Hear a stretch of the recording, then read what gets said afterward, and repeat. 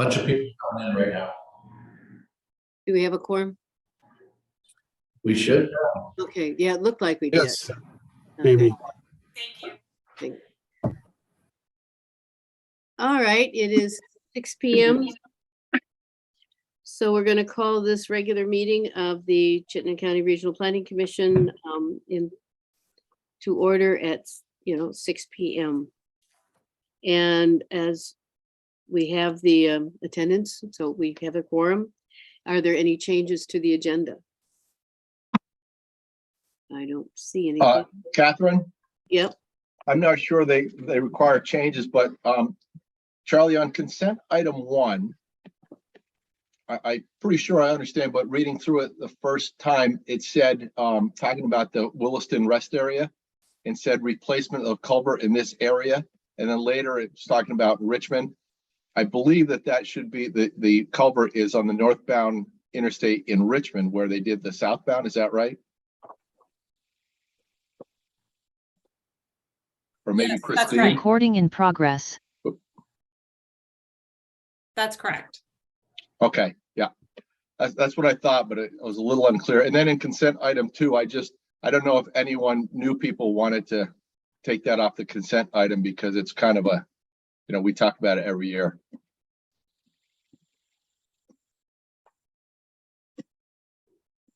I don't know. Do we? I think it's fine on the consent agenda. I just, I know for new people, they may not understand what we've gone through in the past. You mean we can't do anything about it? Right. It's just numbers that, that looks good. But an explanation, I don't know if anyone wanted it to be explained. That's all. I mean, that's a good question because we do have some new people and it is, it could be useful. We'll talk about it when we get to the consent agenda then. Well, You can only we take it can't. off the consent agenda when you talk about it. Oh, that's true. that's why I bring it up now. If anyone wants to take it off, now's the time to do it. This is a good orientation item for those meetings beforehand. That's true. So what is the preferred way of doing it? Take it off or leave it on and just have people ask questions if they want to before the vote? You can't. No, that's true. It's You consent. can't. It's just an up and down vote on the consent That's true. agenda. If you That's want right. to talk about either item, you have to have a motion to take it off the consent agenda, and we have to vote on it. And that's why I bring it up. I forgot about that. We haven't had that happen in a long time. But it doesn't sound like anyone cares, so we just leave it, I think. Well, give them 3 seconds to bubble up and make a motion to take it off the consent agenda. Sounds like the plan. Well, nothing looks like it's happening, so we'll just move on.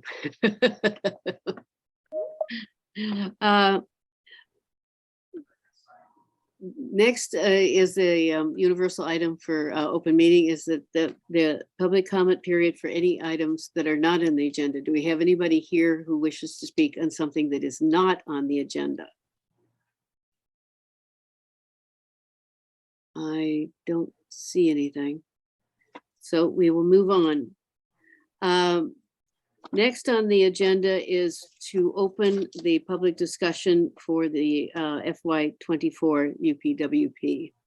So I'll make a motion to open a public forum for the fiscal year 2024 UPWP. Is there a second? I'll second. Jackie Murphy. I guess it's probably easier to raise our hands. So all those in favor, raise your hands. It appears that the motion passes. And so the forum, the discussion, the UPWP is open to the public now. Do we have anyone from the public here who wishes to propose or talk about an item for the UPWP for fiscal year 24? Okay, Michael Arnold, would you introduce yourself? Hi, I'm Michael Arnold. I'd just like to recommend that you consider adding transit-related infrastructure to the upcoming work plan. Things like studying stop consolidation, installing signal priority, installing queue jumps, and potentially dedicated lanes in places where there's enough right-of-way can substantially reduce operating costs while increasing travel times for our transit riders. I think this would be something that could help GMT with its budget while also increasing transit mode share and increasing access for our lower income residents. Thanks. Thank you. Is there anyone else who has an idea for the UPWP who wishes to speak at the moment? Well, we'll leave it open for a while just in case somebody does decide to come in and wants to speak to this item. So then we'll move on to the staff introduction. It's Emma and Nelson and Mackenzie, and I guess you do the honors, Charlie.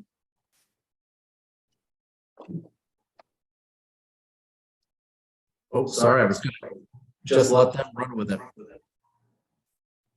I'll run with it. That sounds good. Thank you.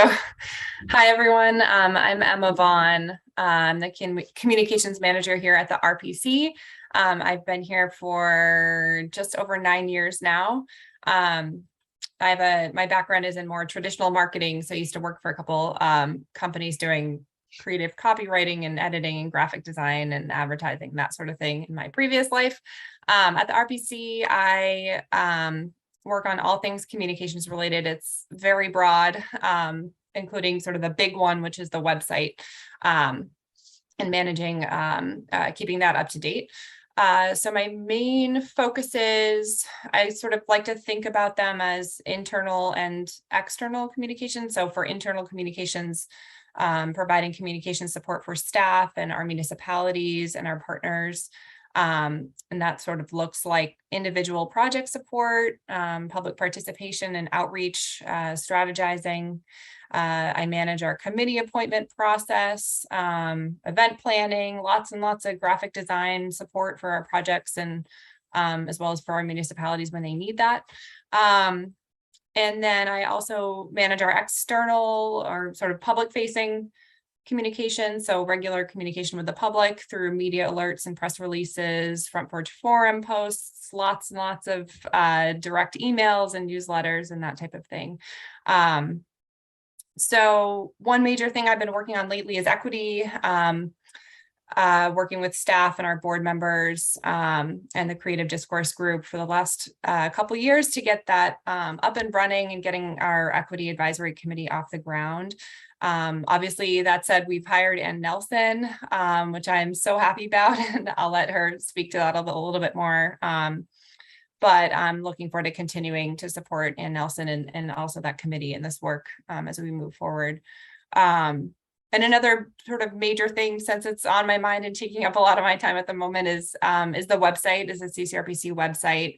It's really our major hub for information, and there are so many committees and projects happening all the time to keep up to date. So in addition to sort of literal everyday updates, in January, I do sort of an overhaul, a kind of a content audit, if you will, and do a deep dive into the website to keep things refreshed and up to date. So that's what I'm spending a lot of my time on.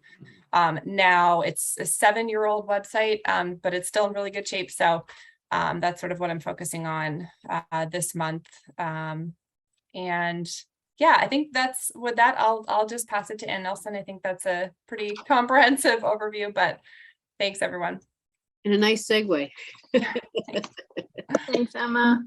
Hey, everyone. My name's Ann Nelson. I am the Equity and Engagement Manager at the RPC. I started November 1st, moved up here from Virginia with my partner. I went to grad school for urban planning down there and worked for a couple of years in like conflict resolution work and facilitation work within the planning world. But my interest and focus has always been equity related. So I'm excited to be here and start thinking about how we can make the RPC's work a little bit more equitable, both internally and externally. So I work with the Equity Advisory Committee that Emma mentioned, kind of getting them off the ground and running and setting up a system for them to start to review the work that we produce at the RPC and are involved in. And additionally, I'm starting to work on rewriting our mission statement and code of conduct and putting together an equity action plan for the RPC. Rewriting the public participation plan and coming up with kind of a guide to community engagement for municipalities. And then some other work on project specific related tasks. So yeah, excited to be here and nice to virtually meet you all if I haven't already met you. I'll pass it over to Mackenzie.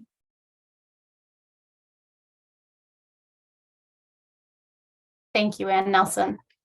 I'm Mackenzie Spear. I'm a business office associate at the RPC. I've been here for approximately 3 months now, and I work primarily with Amy and Forrest in the business and accounting side of things.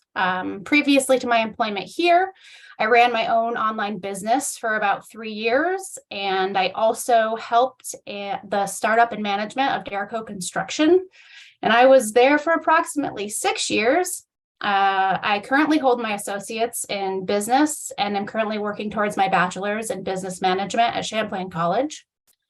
I'm a born and raised Vermonter, a mama to 3 littles, and an avid reader. And it's nice to meet all of you virtually. Thank you. Thank you. Well, now the thing that I completely forgot about, because it hadn't happened since I've been chair, is the discussion about consent agenda, but now we have the actual vote on the consent agenda. So we need a motion to approve. I'll move approval. Second, Mike O'Brien. All those in favor say aye. Aye. Aye. Aye. I got to remember one or the other. Next is the approve the minutes of November 16th, 2022. I'll move approval of minutes from November 16th, 2022. Do we have a second? Second. I didn't hear. Dan, Karen. Oh, sorry, Dan. Thank you. Are there any corrections or anything needs to be changed in the minutes? Well, hearing none, all those in favor, raise your hand. I remember it this time. Thank you. Oh, Chris has his hand up. Sorry, I was trying to raise my hand, but so I'll make that go away. Oh, thank you. All right, next on the agenda is a discussion of the fiscal year mid-year UPWP and budget. Fiscal year 23 mid-year. And we should close the public forum. No, that's different. The closed public forum is number 13 on the agenda. There we go. Thank you. Yeah, we were trying to leave. You know, just in case somebody, actually walked in and talked to Charlie. Had a chance to before the weather changes on us. Who is going to speak to this item? I am going to try to, but I'm getting a wicked echo.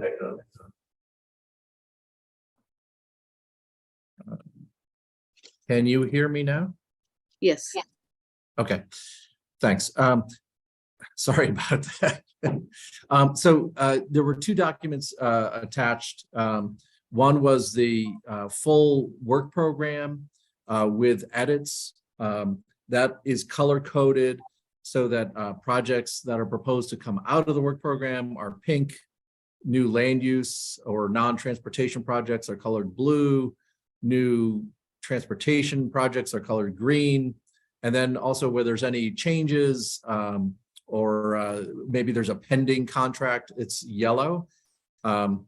In deference to this format, I was not going to walk through the work program unless folks would like me to do that amount of scrolling on the screen. Is that okay? Any objections? Okay, I'm hearing everybody's okay with that. Mhm. But I will share the budget in a moment. And hope that you can all see that. Hoping you can. So the budget, and I think most of you have gone through this before. This is really kind of a big summary. The first page here is our revenues. And you can see we are getting some increased revenue in ACCD this year. I'll talk a little bit more about that because there's a little bit of complexity that is built in here. One pending on a project on line 16 and 17. You may remember in November, there was a vote to form a CUD. That is resulting in an application to the broadband board for a $300,000 startup grant. We're just kind of doing some rough estimating now. We may provide some staff support for that. Well, we are providing some staff support for the board as they get going. So that's the $26,000 in staff time, and then $273,000 to pass through to consultants when the organization's ready for that. Oop. Yeah, if you can let them in, Taylor, the exterior door must be locked. Sorry, we got someone showing up in person here. And then the regional planning money. You may remember last spring, there was a significant increase in regional planning funds approved by the legislature. And it's in the upper 500,000s. It's split up a little bit between this just regional planning work, some energy work down below. But also the other thing I want to mention or highlight for you is here on row 22 is $100,000 that we're proposing to use of that regional planning money to match MPO funds. So that's the first time we've had that situation. It's allowing us to draw down more of the MPO funds and also allowing us to use all of the regional planning funds together. So some good synergy on that. Happy to take any questions on that, but that's kind of a new dynamic here for us. Are there any questions? If not, I will keep scrolling. So the pink projects, as I mentioned, are coming out. There is, we have $100,000 in here. You may remember going back a few months, we mentioned that we got a US DOT federal RAISE grant to do TOD planning and bylaw work in multiple counties here in Northwest Vermont. This is just a placeholder. We're not sure how long it's going to take to get under contract, but we're putting in $100,000 as just, it may start up this fiscal year, and that's why it's still yellow. Even though we're certain we're going to get the money, we're just not sure when. And then brownfields also is subject to the Budget Adjustment Act that the legislature is considering right now. So that's why this is highlighted yellow. We did not get the federal EPA brownfields grant, so that's why that's pink, or whatever color that is. One other small addition, or a couple of other smaller additions, floodplain map and bylaw work that's under contract from DEC, and hot weather emergency response planning, which is a possible thing that we may do with the Department of Health. So just the bottom line for all this, and for those of you not familiar, maybe I should have done a little orientation here. The numbers on the right reflect money that is really going into staff. The numbers on the left in these columns reflect money that's passing through us, and you'll see, the corresponding direct line over here. So that's money that's flowing through us. When we look at the bottom line here, we're looking at a little bit over 2% more revenue for staff and almost 10% more potential revenue to go through us to consultants and other partners. Did that raise any questions for you on the revenue side for these adjustments? Okay. And then I'll scroll to the expense side. The most significant thing is just updating salaries and benefits. And this is we are a little bit under where we thought we were. That reflects a few things, particularly Ann Nelson and Darren joining us, and actually Mackenzie all joined us partway into the fiscal year. So that's a significant part of the savings here.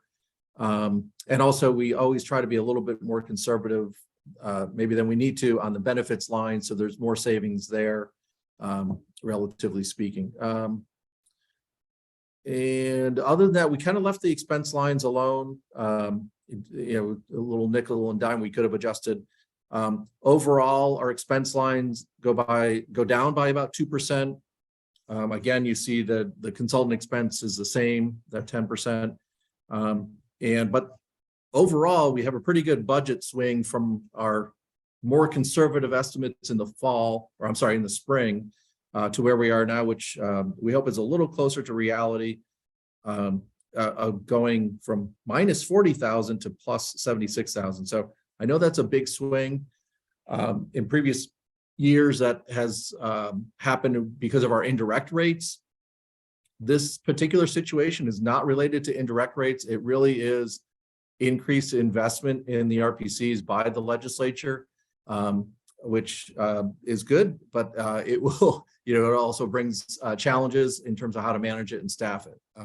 So happy to take any questions on that, but that's kind of the summary of work program and budget changes.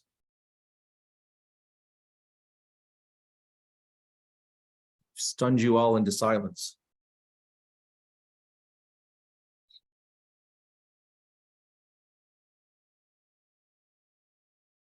I guess so.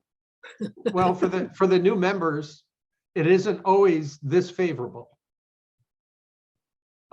So that's why you're not hearing much from the people that have been around for a while. The 40,000 conservative estimate that was our initial budget was something that we always hoped that we would turn around and turn it into an excess of revenues over expenses, and we were able to do that for a variety of reasons. But it's a good outcome, and we should be thankful that this year looks like it's going to be good, and it looks like we're going to be close on our indirect rate, which usually is the thing that makes us swing wildly at the bottom line. Yeah. And I don't know, Charlie, if you want to give the new members a little bit of background on what our indirect rate is or not, that might be helpful. I'm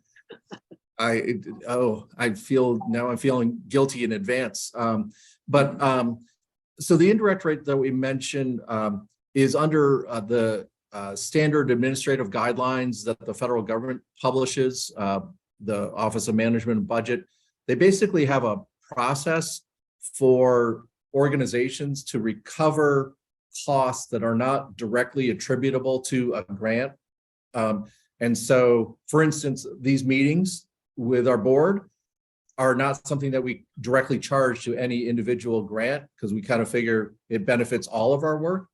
And as you saw from our revenue budget, we have probably 30 different grant agreements. And so we try to spread those indirect costs evenly across all of our funders, all of our grantees or grantors.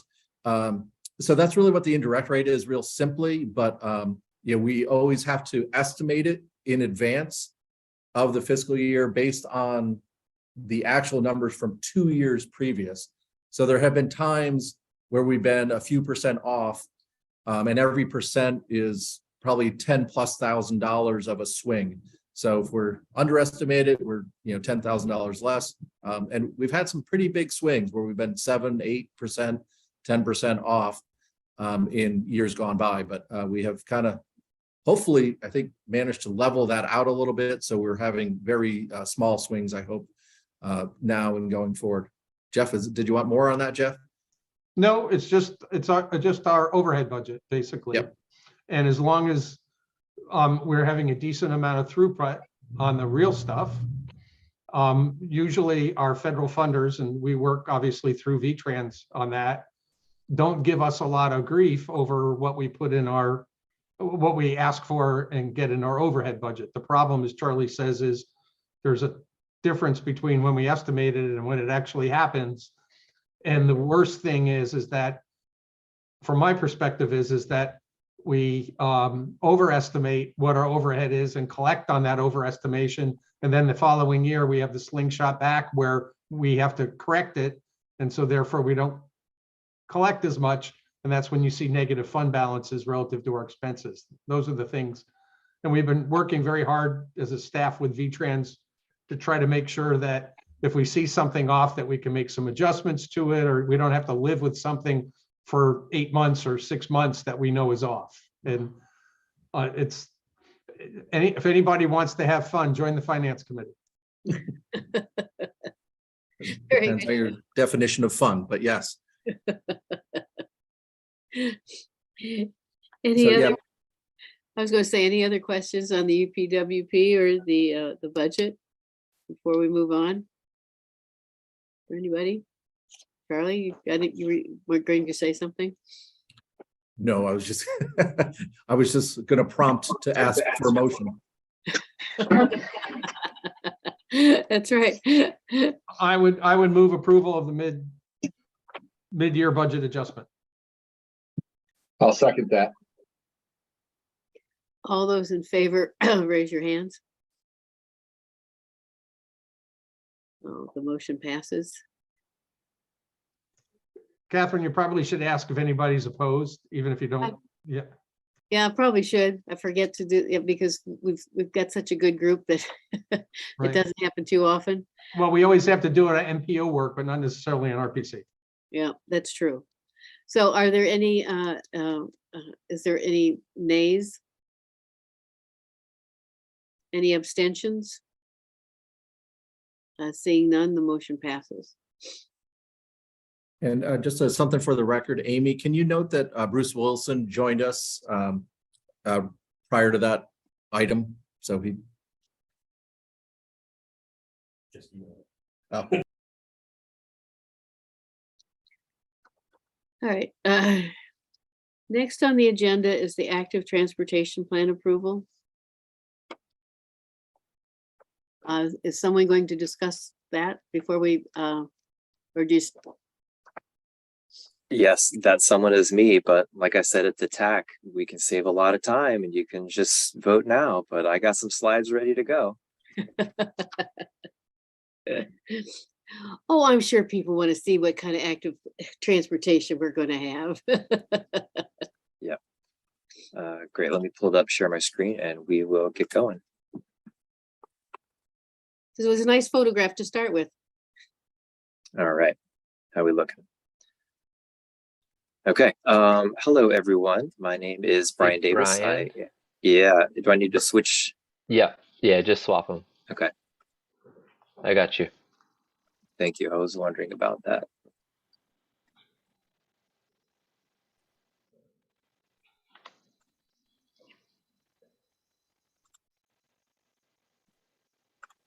All right. How are we doing?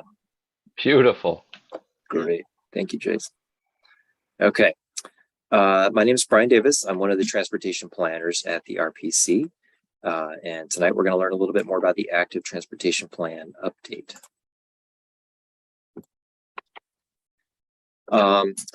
You might remember that I presented to you in September, so some of this is an overview, but I wanted to revisit this. We finished the plan and are looking for your motion tonight. The active transportation plan serves as the active transportation element of the MTP, which Elaine will share after this. We generally update the ATP every 5 or so years, and there are numerous reasons why active transportation is an integral part of the transportation system, including that it helps us, our region, meet the goals identified in the ECOS plan. At the end of this process, we decided that the final plan should be a shorter executive style plan that covers everything at a higher level, but includes links to all of the technical memos for people who are interested in the details and how the analyses were run. They're all linked on the active transportation plan website, which you can see there. The plan itself also links to all of these memos directly. So everything is there for those people that want it. We finished the update in less than a year, which included advisory committee review and input at key steps in the process, shown here in this timeline. I'd like to note that the project committee included 4 TAC members, so we had good RPC representation and input throughout the process, and I appreciate their involvement. And so this presentation, I'm going to hit the high notes on these different analyses and these different key points here.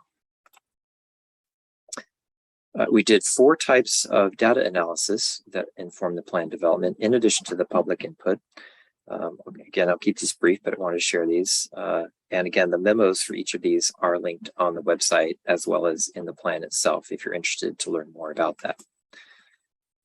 The first analyses, which the equity analysis, examined racial and other disparities in Chittenden County through several lenses. First, there was a qualitative review of the historical inequities in the county with a focus on urban renewal, highway construction, public housing, and deindustrialization. Second, there was an overview of current policies and trends that continue to cause inequities, such as police harassment and racial profiling. And finally, a quantitative spatial analysis of 8 equity indicators, and those included things like poverty, race, youth and seniors, vehicle ownership, and those things. So the plan itself offers key takeaways about the disparities in income, transportation access and cost, and environmental conditions throughout the county. The focus on this historical context is unique for us, a little bit deeper dive than what our organization has done in the past. You might recall from previous presentations this year that the county's population grew 7.5% from 2010 to 2020, with 99% of those new residents identifying as Black, Indigenous, or people of color, according to the census. Those populations currently make up 11% of the county's population. We do recognize that active transportation may not be the top priority for every community, so the decision makers must listen to residents' priorities for things like better housing, education, and other systemic improvements. The second analysis is a bicycle network analysis, and this examined the existing bicycle network connectivity as well as the impacts of potential improvements to measure how effectively people can connect to destinations by bike on comfortable, low-stress routes. And there are 3 steps, which you can see here. The level of traffic stress helps identify appropriate bicycle facilities that are comfortable for people of all ages and abilities. Second, we did a block-to-block connectivity analysis. So this looked at routing bicycle trips from every census block in the county to every other census block in the county, and summarizes those types of destinations. They fall into several categories, which we identified. These include parks, retail, transit access, population centers, and employment centers. And then we aggregated the destination to look at all of those that are within biking distance, and then evaluate what proportion of those are reachable on low stress bikeways. So the map, the colors reflect that level of connectivity, with the darker black and purple colors showing more connectivity and the lighter tan showing less connected areas. In addition to that county level bicycle network analysis, we also did 2 specific scenarios to see what would happen if we took a segment that was high stress, made changes to it, so then it made that segment low stress, reran that bicycle analysis to see how that would impact the connectivity. The 2 scenarios, one, we looked at the Route 2 corridor starting at the waterfront in Burlington, heading east to Taft Corners in Williston. It's about a 7-mile stretch of roadway. And the second scenario was an environmental justice scenario. In that one, we selected all the high stress segments in areas with high proportion of BIPOC population, households without vehicle access, and also households with income below the poverty level. So this would help us look at a more systemic impact through changing to lower stress. For the Route 2 scenario, on the left, you can see sort of the before. On the right, that yellow line is that approximately 7-mile corridor of Route 2. And when we change that to a lower stress facility, you can see how the colors change. We get a lot more black in there, meaning that there are a lot more destinations accessible if that were a lower stress route. And that analysis did take into projects such as the new bike ped bridge over the interstate at exit 14, which will be coming along soon-ish. And for the environmental justice scenario, again, we looked at all of the higher stress segments in those environmental justice population areas. Again, we looked at the poverty, race, and commute mode share. Took all of those green lines, changed those to low stress. And you can see on the right how much more connected those areas become if those segments are lower stress. The next analysis was trip potential analysis. This is an evaluation of factors that are likely to lead to higher levels of walking activity, biking activity, and trail usage.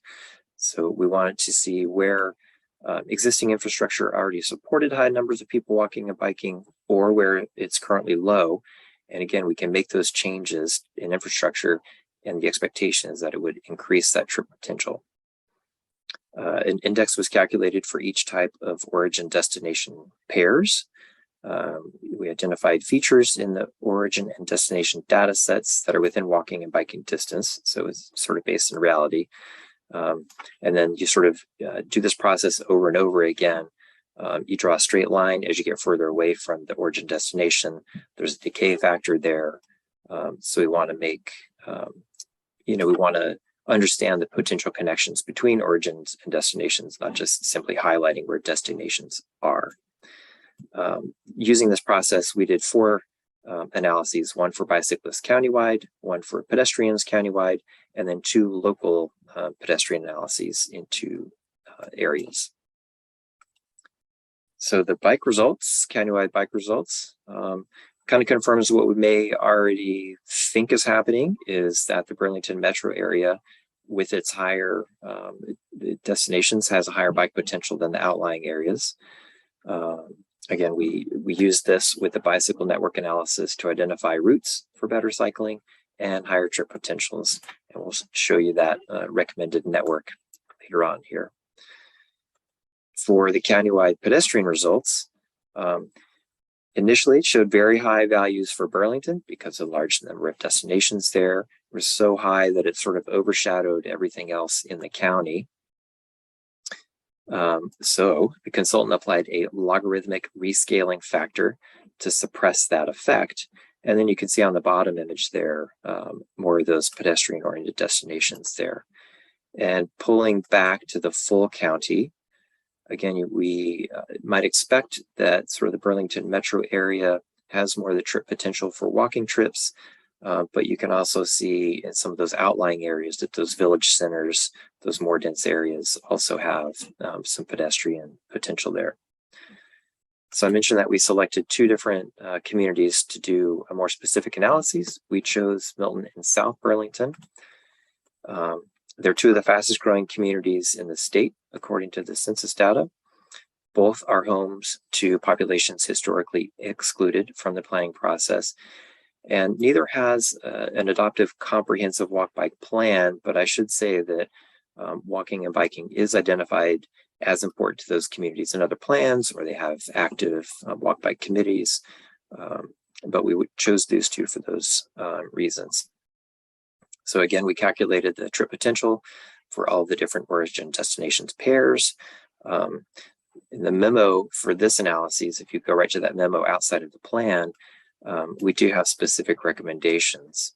And this is what, just a snapshot of what that looks like. We've got a map showing different points and lines that corresponds with a spreadsheet with specific recommendations for both Milton and South Burlington. And we wanted to use these as examples. So if other communities are interested in doing a similar process, we can help them with that. All right. And again, here's the South Burlington map as an example.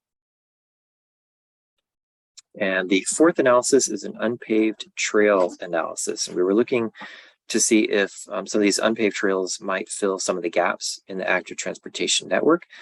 They might also provide options for users in areas where on-road facilities might be too circuitous, too expensive to construct, or there might be other challenges associated with them. We use the online data tool Strava to select some unpaved trails to identify priority connections. I do recognize that Strava doesn't capture all of the users. And for those who aren't aware, Strava is an app that if you are running, walking, biking, you can record your routes and do a lot of other features with that. So it's one data set that we looked at, and doesn't include everyone. We recognize that.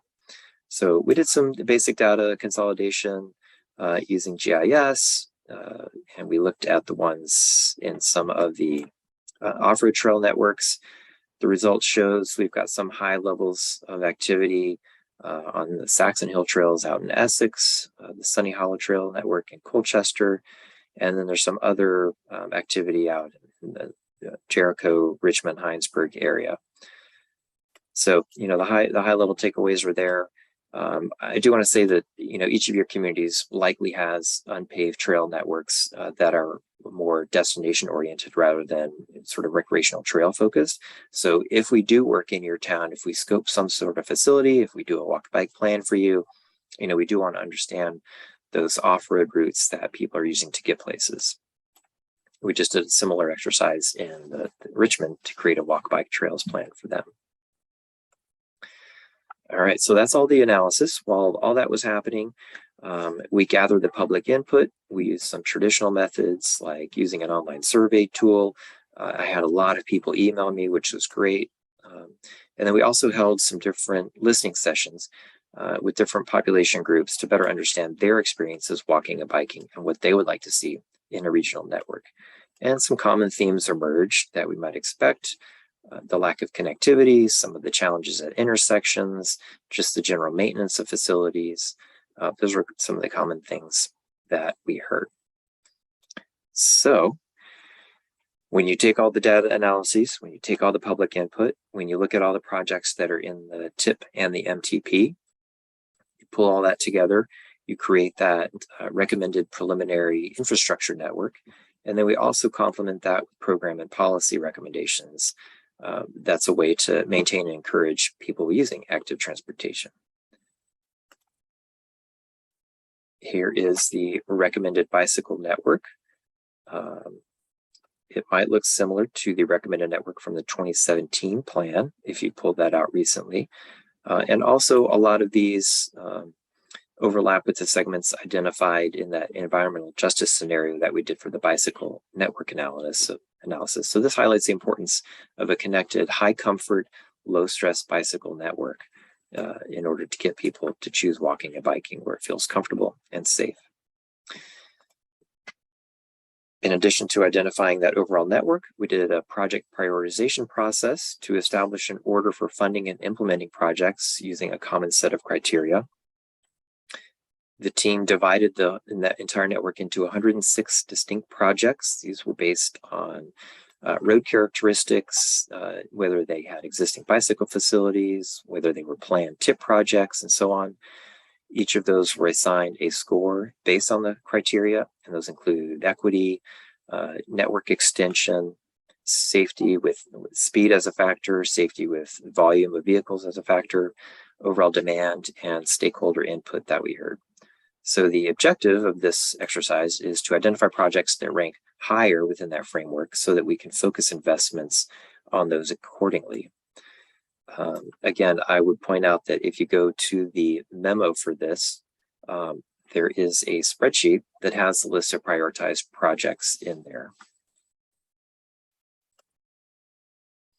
And again, it's not just about infrastructure. It's also about the program and policy recommendations. There were 32 actions divided into these 5 categories, which you see here. And of those actions maintain and encourage active transportation. And if we pursue them now, it will ensure a strong policy framework as we build out that infrastructure side of things. So that is my quick overview. I am happy to answer any questions. Happy to hear your discussion. I would point out that at their January meeting, the TAC voted to send this to you. And so that's where we are today.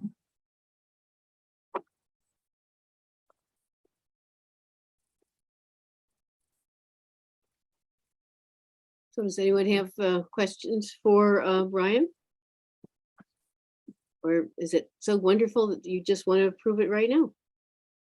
One question, Catherine. All right, Dan. Brian, just curious on, I know we have traffic counts, and I'm just curious about bicycling or head count. I mean, whatever we could possibly get for numbers on bikes, especially for, you know, usage of these trails or these routes or such. Yep, counting people walking and biking is a part of our count program, which Chris Tubin manages. Their turning movement counts capture people at intersections. There are specific tubes, you know, the tubes across the road that capture auto traffic. There are tubes that capture bicycle traffic as well. There are eco counters, which have an infrared signal across. They're better for separate use path, shared use paths. And those also capture some of that data. It's a little bit harder to tease out if someone's walking or biking, or if you have people together, the beam might only see one. So it is there. I will say one of the challenges we have, people often ask, like, well, if you are planning and what's the demand for a type of facility? And because we've been focusing on automobiles for so long, the technology, the modeling aspect of anticipating the levels of demand is different. It's just not there yet. But that's what people are working on. So I hope that answers your question. And I will say that we, the UVM Transportation Research Center last year helped us with, they gave recommendations on creating a walking and biking count program. Right now, we're a little bit reactive. If a town is going to do a project, you know, they request a count from us. But we want to come up with a system so that every year, every 3, 5, 10 years, we're identifying specific types of facilities that we are getting counts on, so that we can go back over time and look at any changes based on new infrastructure, changes based on weather. And the city of Burlington, I think, is also going to apply for funding from us to do a similar count program in their city as well. Does that answer your question, Dan? Oops. You're muted. You're muted, Dan. I'm sorry. I was just trying to get an idea of numbers of bikes. Obviously, this time of year, we're not really going to have much for traffic on the roads for bike traffic. I mean, there are a few brave souls that go out and brave the weather, but I'm just curious on how much usage there was. Oh, yeah, sorry. You're looking for actual numbers. It really varies by location, and the online platform that we use with VTrans, it takes a little getting used to pull out those numbers, but we're happy. You know, we can work with Chris to pull out specific numbers for a certain area if you're interested in that. Well, yeah, I think it would be handy to have that information where the heaviest usage is. To I'd like to see more effort put into expanding lanes or paths for people. Obviously in Burlington with the students and such, I've walked the bike path multiple times, and sometimes you got to watch out for a bicyclist coming when you're walking. And if we could, you know, expand the opportunities for bikes and pedestrians, that'd be great. Yeah, great. Thank you for that. Thank you. Chris? I think Dana had her hand up first. Oh, Thanks. actually, the little thing punched you first, but if Dana's. Thanks, Chris. So in the sort of master plan that you showed a few slides back, in Charlotte, the Mount Philo to Beach proposed trail, is that on there? I think I saw it.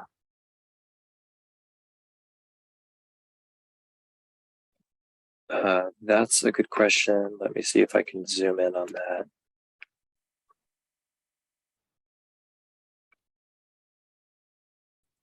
We have Mount Philo Road as a recommended route, and then there's an existing trail off of that to the west. Is that what you're referring to? Yeah, and the idea is to keep it going all the way to the beach. Yeah, and I think I was looking through, Christine put together this great spreadsheet with all the bike ped projects we've done over the years, and I did see those like town link phases. Yes, definitely. Right. Yeah. Thanks, and Brian. Nice job. yeah, thank you. And again, like, a lot of those sort of smaller local networks weren't captured on this map, but we do have another online map that Pam created that has a lot more of those sort of local trail networks in there. But it's hard, since this is more of a regional effort, it's hard to have that kind of level of detail in here, but thank you for pointing that out. Yeah. Thanks. So Brian, my question would be more for related to problem areas for pedestrian and for bike crossings, if you will. Primarily, like, we widened the 3 lanes by the Staples Plaza there, coming on to exit 14 on the interstate, and inadvertently created a hazard for pedestrians crossing from the hotel there to the plaza. So I just wondered if these areas were highlighted as potential fixes in the plan. Similarly, I know in South Burlington, we have issues with trying to cross at Linden Place, I believe it is, or Lindenwood Terrace there at the junction right near 189 and Route 7. So first that question, then I had another thought. Yeah, thank you for that. Sorry. Go ahead, Catherine. I was just going to say, did he want to finish his thought, or he's going to pass to the next person then, obviously? Well, the other thought would be related to the intrusion of electric bikes now on bike trails and paths of that sort, and similar to what Michael Arnold just posted about having rights of way with fast traffic being separated. It's not feasible, I think, for folks going 55 miles an hour in cars to be having bikes, even if they are electric bikes, along the way. But we're similarly talking about bike paths here in South Burlington, where we can begin to see the problematic issue of people going 30 miles an hour on their bicycles in the same place where people are walking, jogging, and pushing carriages and stuff. So those two considerations. Thanks. Yep, sure. The plan, some of those areas that you mentioned, the plan itself doesn't call out specific areas of concern, although over the years, as a planner at the RPC, I've heard there are different areas that do come up often, and there are certainly some legacy areas, like, for example, exit 14, but South Burlington got that wonderful federal grant to build that separate facility. Another key regional connection is that bridge from Burlington into Winooski that also just got funding too. That's another, there's probably, I think in the 2017 plan, there were like 5 major regional barriers, and those were 2 of them, which are really huge to address in the very near future. What this plan really does is sets us up to help the towns whenever you decide what your priorities are. It could be based on this. It could be based on your own local plan. Hopefully they're talking to each other. That was our intent here. But then we can get down to the scoping level and decide what the best alternative might be to address those specific challenges in certain areas. Let's take one specific example that's been happily resolved to a certain extent, exit 12, where they've now put in a sidewalk that was horribly missing before. How would that have been included on this plan 5 years ago? Or was it? Right. It would have been included as a part of, it would have been identified as a part of the regional network, saying this is a corridor that is an important regional connection for walking and biking, to get to important destinations from different origin points. We did the process we used this time was a little bit different by using those origin destination data sets, all the different analyses that we did. And I think we tried our best to capture projects that are existing now, that are new, but also noted, for example, Spear Street along UVM, there is a facility there, but then there's not a designated facility. And so we're recognizing what's there, but also recognizing that as you continue south, it's still a part of a priority walk and biking network. Okay, and I don't want to pester, but we look ahead at diverging diamond there at exit 16, and you're going to see my common thread here, which is these are barriers for walking and biking that I want to see in the plan, that we're prioritizing hurdling over what are major interchanges for cars. It's been a problem in the past, and it's got to change for the future. This is what keeps people from walking and puts them in hazardous walking conditions if it isn't properly addressed here at the beginning. Are we secure with that, Brian? Are we happy with where we are with changes like diverging diamond and 16? I'm happier with 12. I'm still not happy with 14. You get my thread.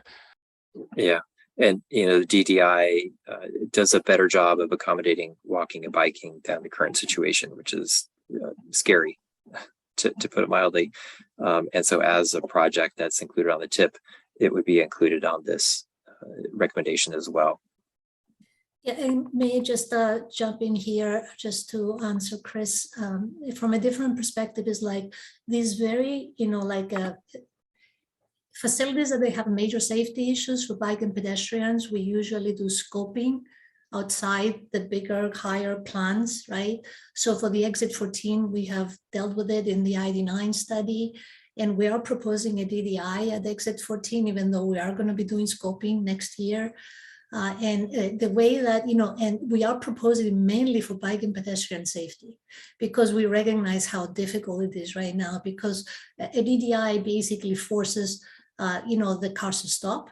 The pedestrians cross at signalized intersections, and they're protected as they cross the interchange. So there are other ways that we address those issues, Chris, but I do hear your comment that maybe the bike and ped plan should have just identified some of the safety issues. So, well, thank you. And it's a common thread I've seen in when I fight here in South Burlington, where yes. We don't plow oftentimes the sidewalks over the interstate when the college students are walking from UVM over to the Yep. U Mall in droves. So it's difficult to look at it from the perspective of a biker, from the perspective of a walker. But Brian, if you can just give me a clue on anything to do with the electric bikes as they're included in the plan or separately included. Yeah, the plan itself doesn't include any recommendations for e-bikes. I'm not sure if they're even mentioned by name, but I think they are, well, I know that they are becoming much more popular. I think they're the highest, they're becoming the most popular selling style of bike. They're getting more people on bike. They're more comfortable to ride. That distance, I was talking about from Burlington waterfront out to Taft Corners, that distance of 7 miles could be a struggle on a pedal bike for a lot of people, but if you're on an electric assist bike, it becomes a doable distance. So it opens up a lot of opportunities. It addresses some of the other barriers. People don't want to show up to work sweaty, so this becomes an easier process to get places. I do hear the concerns about speeds. For something like bike share, those electric fleets can be speed regulated, where the assist cuts off at a certain mile per hour. There are different levels, different types of e-bikes, and those can be regulated in different ways, either at the state level or at the local level, on what types are allowed on what facilities. So I'll say that I think it's opening up a lot of opportunities for people who bicycles could, been a barrier in years past. Well, thank you, Chris, for all your concerns that, but we'll move on now to, there's a hand up in the conference room. Hello, everyone. This is Bruce Wilson. I want to thank everyone who also supported me. Brian, thank you for your presentation. I love to hear the words diversity, equity, and inclusion. So when you use the word equity, what's your definition? How do you use that word? Hello, Bruce. Nice to see you. And that's a good question. I'm going to pull up that specific memo and see if there is a definition that we're using. So I'm not speaking out of turn here.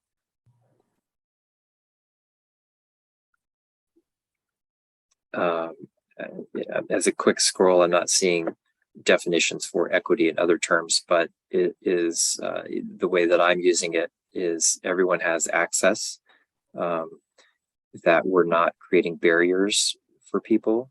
We're identifying populations that could benefit from other transportation choices. We want to make sure that we're not introducing any barriers to them. And we also want to prioritize investments into those communities who haven't benefited in the past.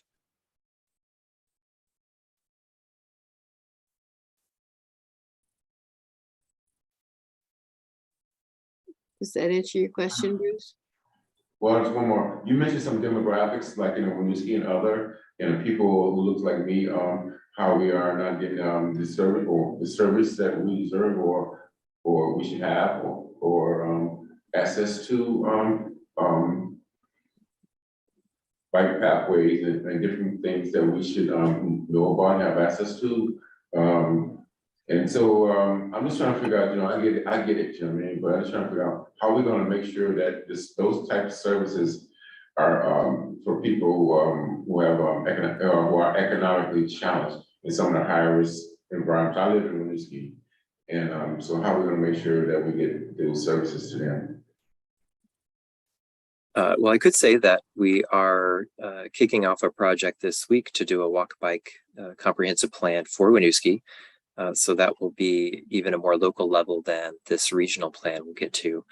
But the analyses that we did for this regional plan identified using some of those, race, equity, population, age, vehicle ownership, a number of factors that would help us identify areas where different populations lived and that we should prioritize investments into those communities. Maybe that answers your question. Thank you, Brian. Thank you.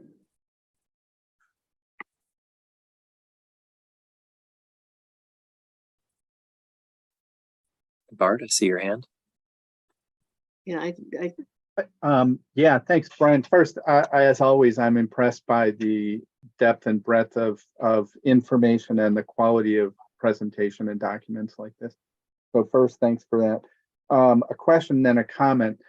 When you talk about point of origin and point of destination, how or did you factor in a point of destination being a public transit access point? Is that like built in or baked into sort of the assumptions about origin and destination? It is the methodology for that trip potential analysis. We looked at the origin destinations. They were mixed and matched in all the ways possible. And they included commercial activity, employment centers, K through 12 schools, parks, areas with dense population, and then transit. Okay. And, really where I was going is then I was looking, I think the map on page 32, and I just observed as one of the small towns, for those who don't know, I live in Richmond. Most of our town cannot feasibly access public transit as it is, or the park and ride, which is where it is, without an internal combustion vehicle. And so to the degree that we don't have the population or the trips that justify anything, we sort of are locked into, it would seem to me, a low priority where the public transit access point stays inaccessible for those people who might want to use it. I don't blame anyone. It just seems like a conundrum based on our population size, density, et cetera. And it's kind of a pattern perhaps of the sort of Chittenden County fringe communities, if you will, that are smaller, like Heinsberg and Richmond. Just an observation. Yeah, thanks for that observation. And, I'll share that whenever we have the opportunity to help a town like Richmond come up with their own comprehensive plan,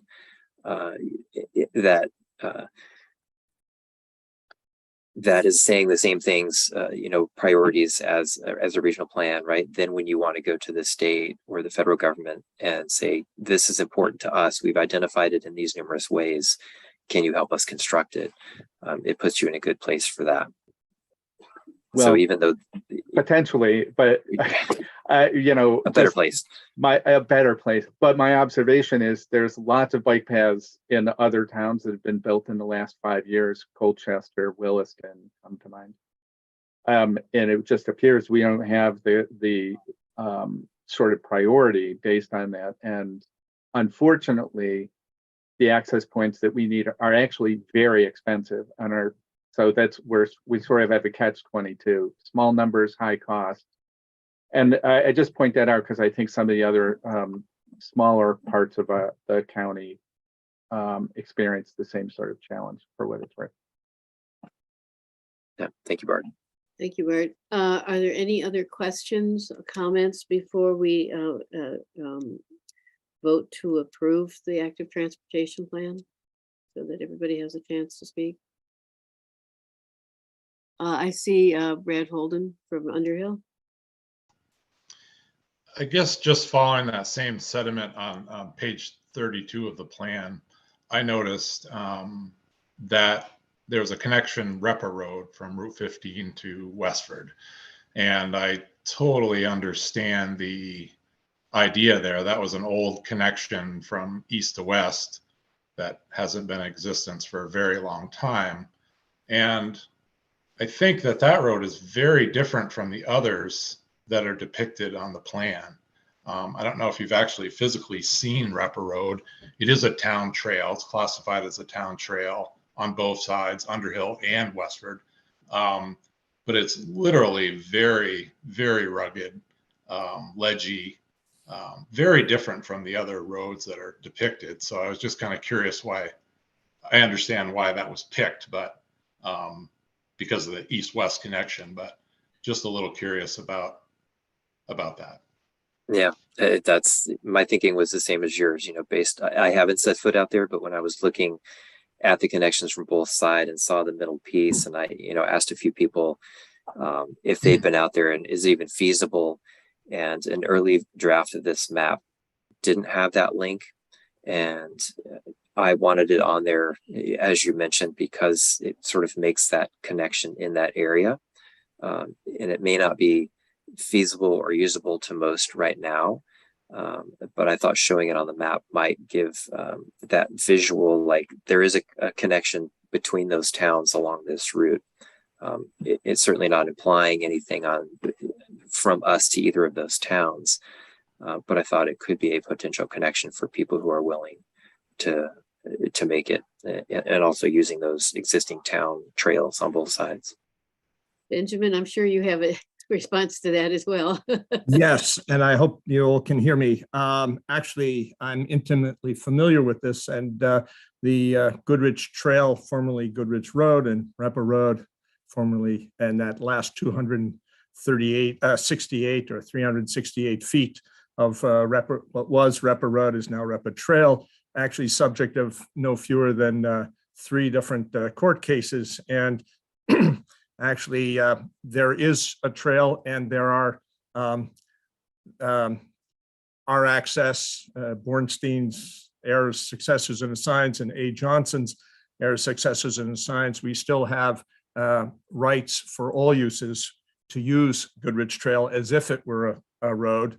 Of course, we choose not to upgrade it extensively. It is a town trail, but there is access for us because it's the only way to get to our properties.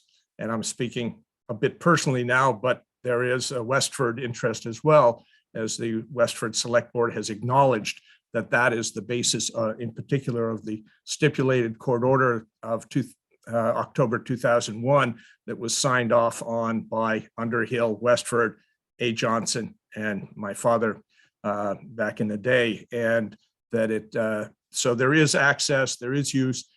Also the town of Westford's Conservation Commission has improved to a certain extent and has been enhancing and encouraging people to use the trail for everything from cross-country skiing to hiking not for vehicular traffic, except again for our access, our heir successors and assigns, because again, it's our only access to those properties and our parcels.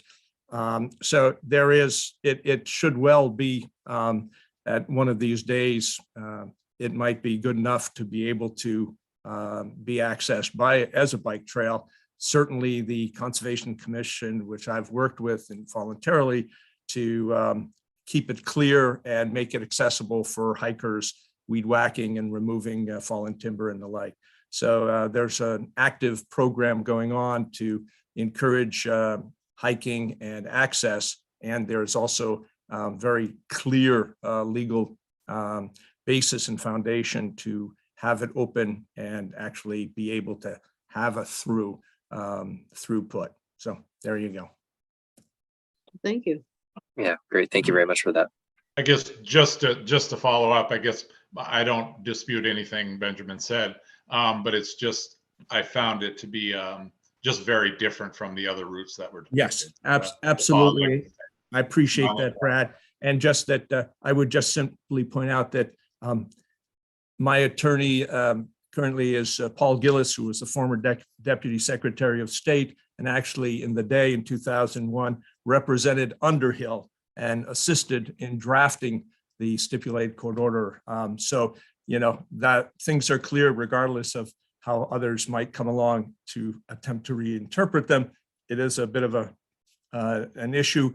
The point is one can't engage any attempt to reinterpret the terms of a stipulated court order, of course, is a serious violation of what is called res judicata.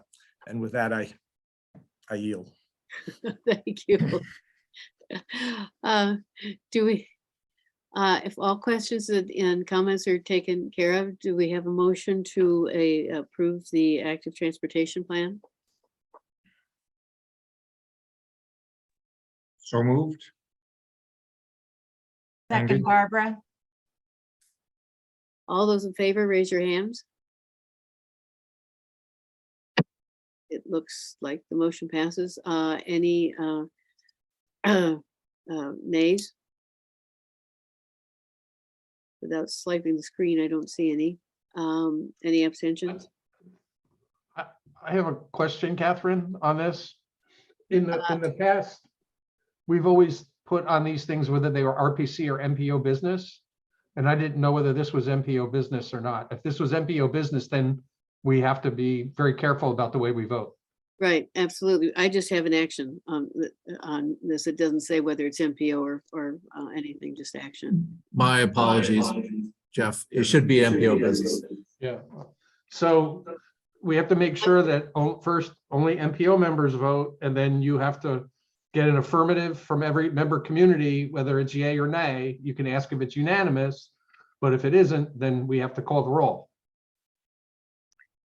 Well, based on what I saw, I think it's unanimous, but we need to, as you said, recognize that it is an MPO business, and only those that are eligible to vote under the MPO rules can take part in this vote. So. And I'm assuming everybody knows what MPO stands for. I hope so. Well, no, I mean, we have new members. That's the only reason why. And I haven't been around a lot since I moved. You know, this is Bart. I think for new members, you should assume that they don't, you know, rather than call people out for maybe not knowing. So I think it's probably worth explaining what that means and the significance briefly when we get to these votes, especially if there are new members. Well, thank you. Do you wish to handle that, Charlie? And yeah, so I'll talk to just a little bit. I think, thank you, Jeff, for bringing that up, and apologies. You're muted, Charlie. You're muted. Oh, you can't hear me? We're picking you up in the background.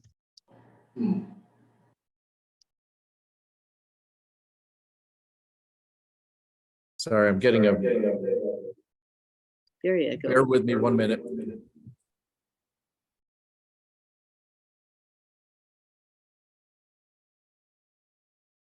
It's okay. I got it. Okay. Can you hear me now? Oh. Still echoing.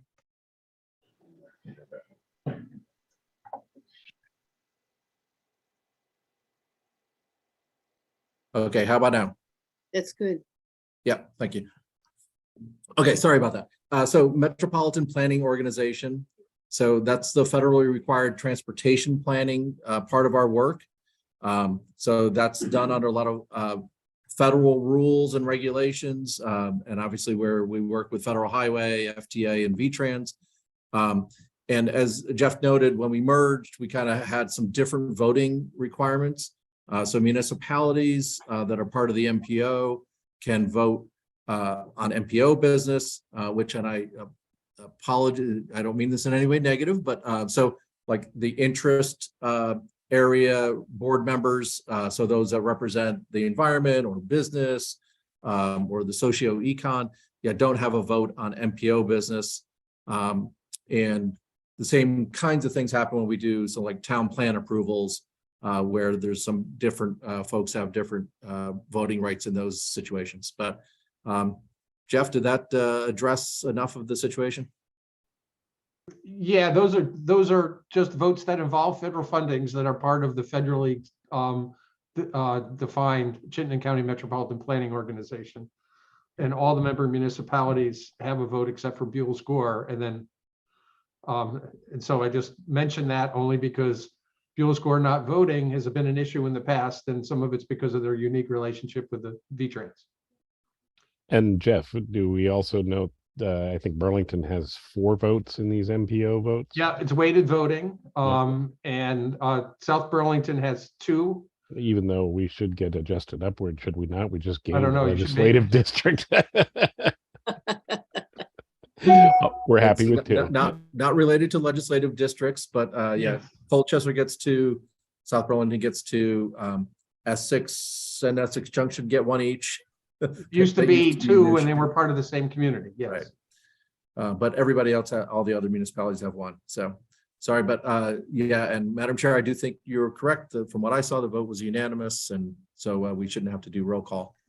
I just want us to be careful when it involves federal funds so that nobody can go back and say that we didn't do it by the book. Okay. Yeah.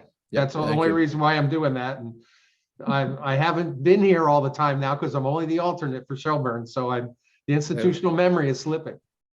We're gonna have to make it a referee umpire role of some sort. Right. Yeah.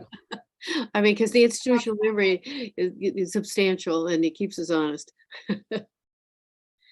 But since it was unanimous, can we assume that it is adopted and move on? Now that we've explained everything? Yes, only when there's a no vote do we have to do a roll call. Yeah, thank you. Thank you. Moving on, we're going to discuss the Metropolitan Transportation Plan review. Yes, I'm going to start this. Hello, everyone. Eleni Churchill with the RPC. I'm here tonight. Myself, Jason, and Christine are going to just present a very draft MTP. So let me see if I can share my screen.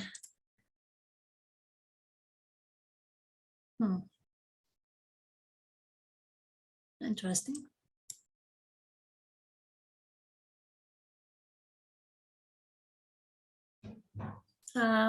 It just seems I'm just going to try and close some windows because I'm having a lot of windows open and it's not helping me.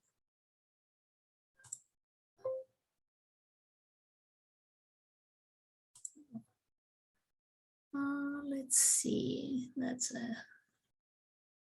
apologies for the delay.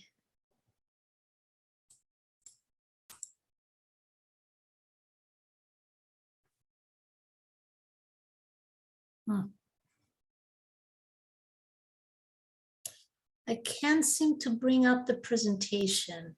Jason, can you do that? Yeah, I can take care of that. Yeah, I can't see the presentation on my screen for some reason. Let's see. Oh, I got it. Now it showed up. Do you see the presentation? You did. Okay, great. So let's do that.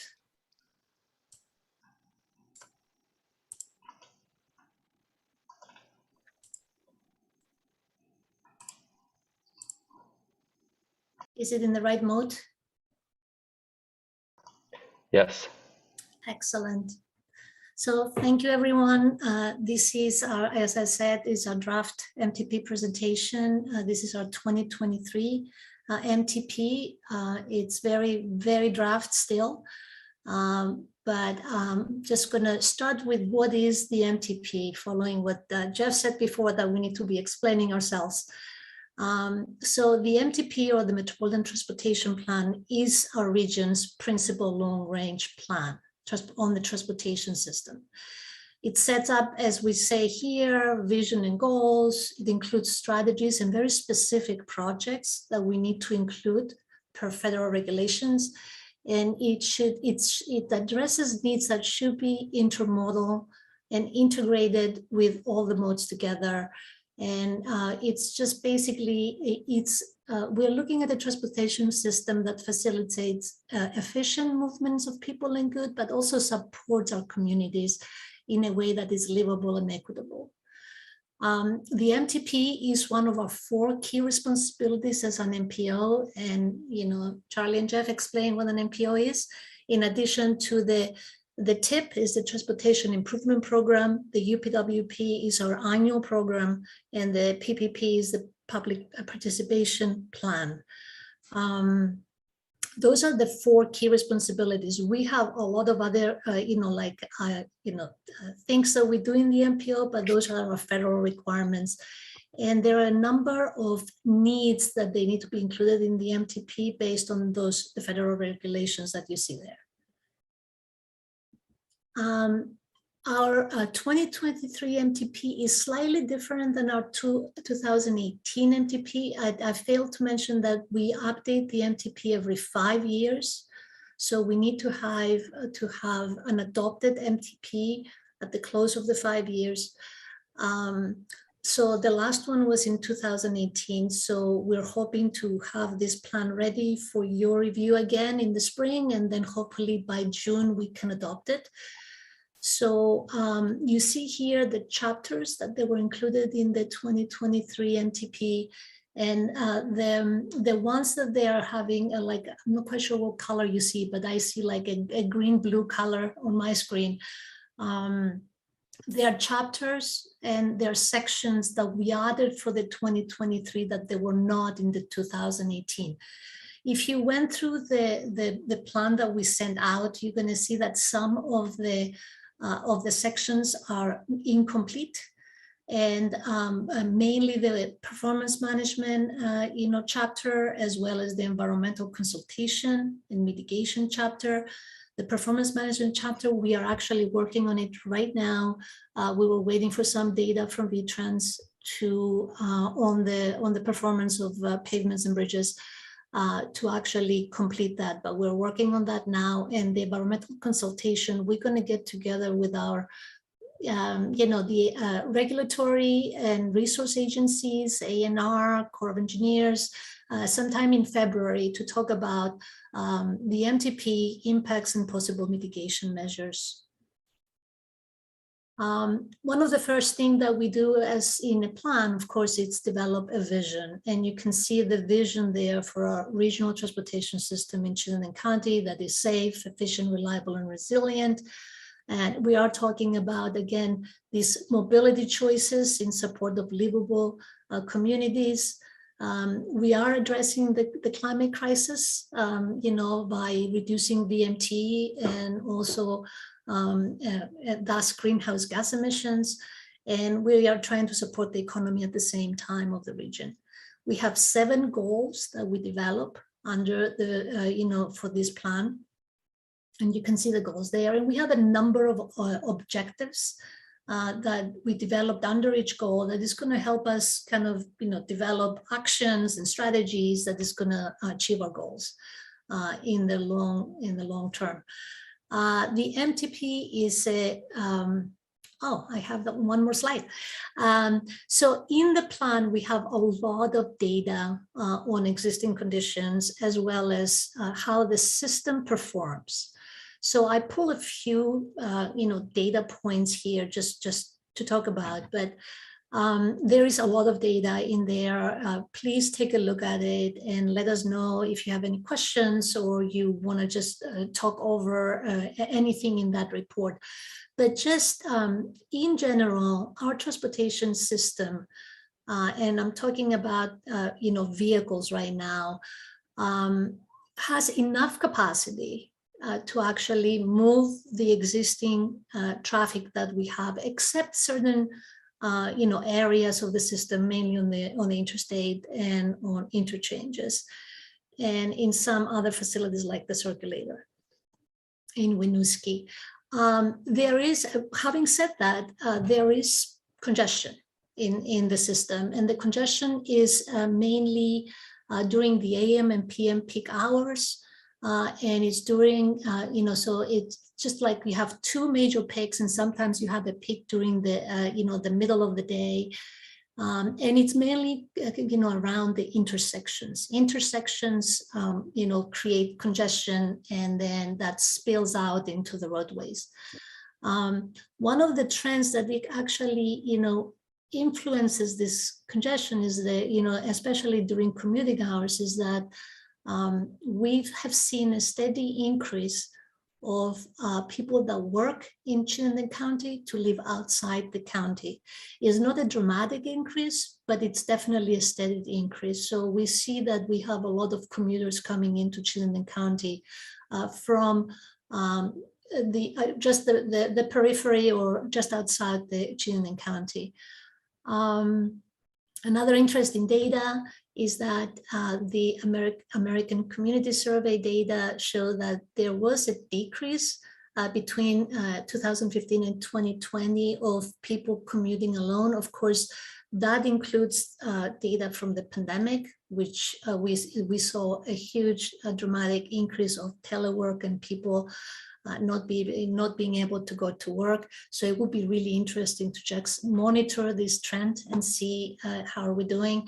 And then I added this slide, which is a pretty telling slide of what happened, well, throughout the years, but also during the pandemic on the vehicles miles travel. And you can see, how there was like a steady decrease from the early 2000s. And it plateaued kind of like the middle, like in the 2000, like 11, 13, 15. It went up and down, but then you see that dramatic decrease during the pandemic. And unfortunately, we have seen a steady increase in, vehicles in volumes on our roadways as well as VMT. And we're also monitoring that data. The MTP is a fiscally constrained plan, and Christine is going to talk about this financial plan that we developed. And there is a lot more specificity and detail in the plan. Christine? Excuse me. Thank you, Eleni. Can you hear me okay? I sometimes have trouble with Zoom. Yeah, so as Eleni said, the MTP is fiscally constrained. And what that means is that any recommendations, projects, or programs that we have to have funding sources. And let me put this on the floor. And so the financial plan is how we determine how much money we expect to have for the implementation of the plan. It's an estimate. We don't know. It's future funding, but we need to have a methodology for doing that estimate. So we had a 4-step process to develop this plan. Can you go to the next slide, Eleni? So first of all, as we know, Chittenden County doesn't get money directly from the federal government, right? We get money through VTrans. So how we started this was to look at how much money we expect VTrans to get over the next 27 years between 2023 and 2050.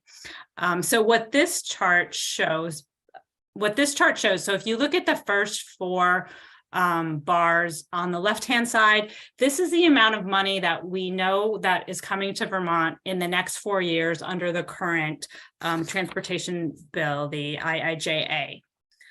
So that's known, and we need to project how much will come after the IIJA, and we don't know how much will come after that. But what we did is we looked at the funding in the 10 years prior to the current transportation bill.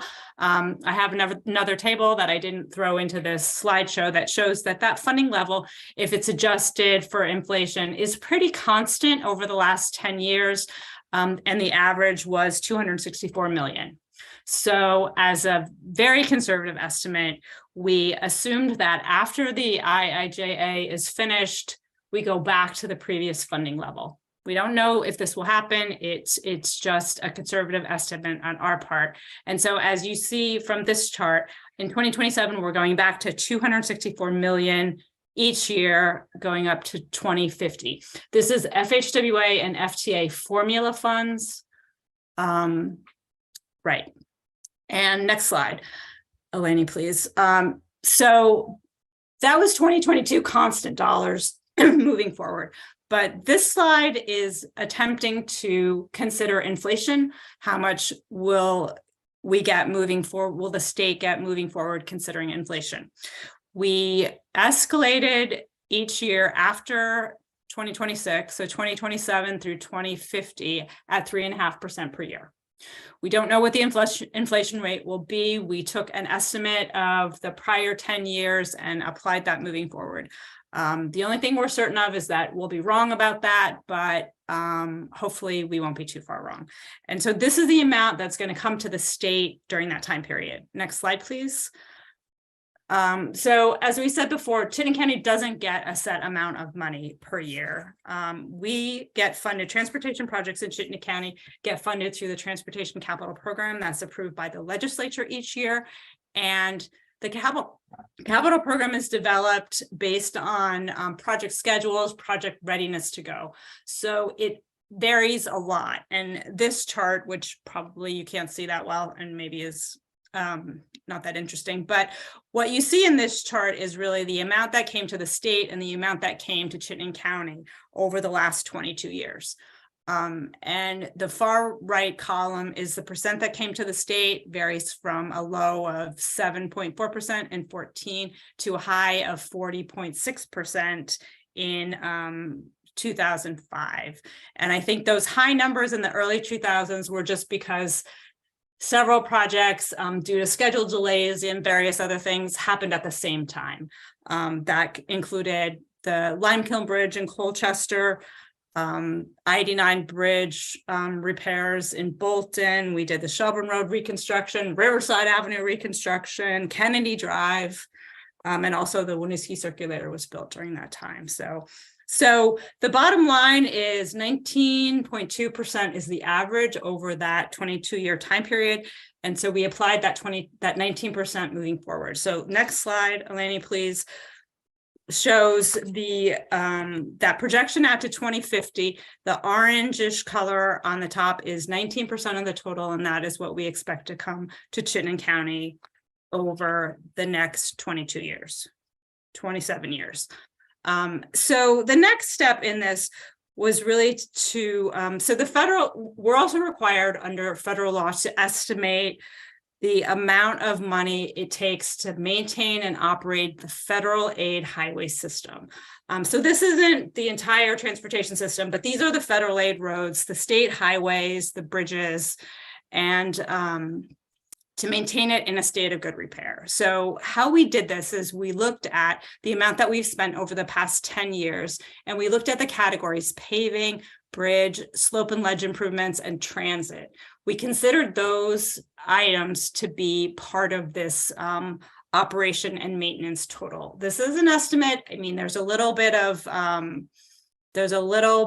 of fuzziness in these categories compared to the bottom categories, but for the purposes of this plan, we considered those to be the maintenance and operation. It was 67.6% of the total funding. And so we applied a 70% for operation and maintenance to the total coming to Chittenden County. And 32.4 would be available for modernization and expansion. So next slide. And last slide of numbers for you guys.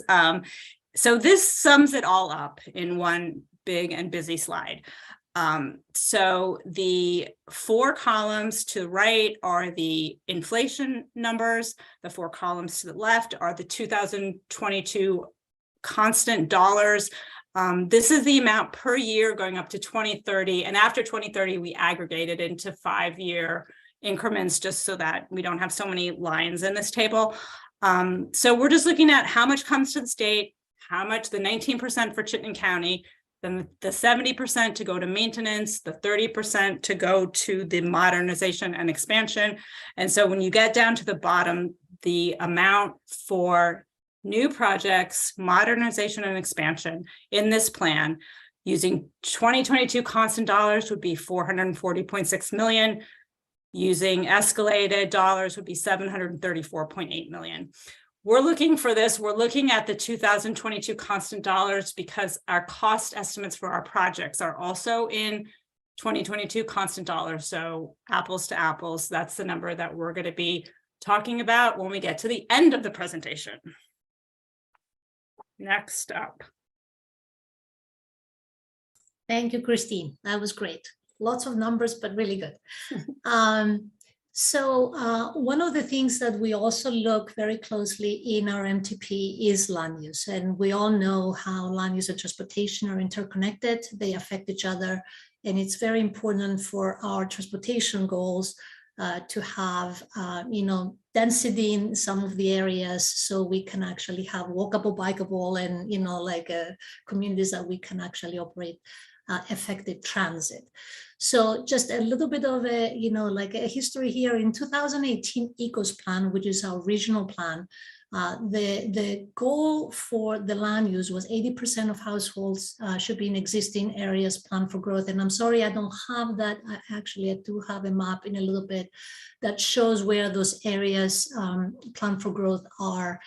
When we were doing our MTP back in 2018, we increased that. We felt that it needed to be increased in order to meet our transportation and climate goals to 90% of households in existing areas planned for growth, to again provide us with those dense communities that they are walkable, livable, so we can bring people out of their vehicles, single occupant vehicles, and then provide those model options.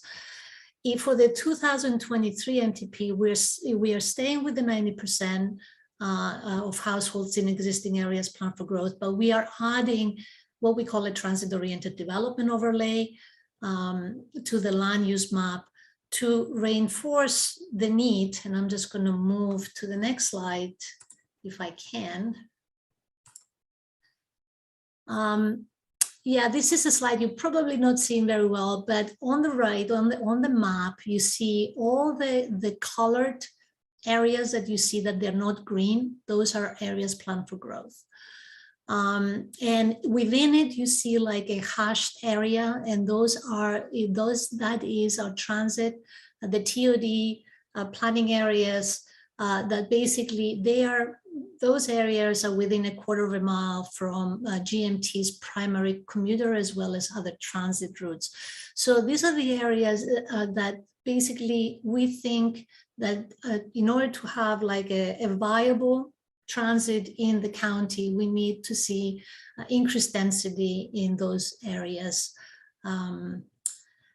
This overlay does not have any regulatory, you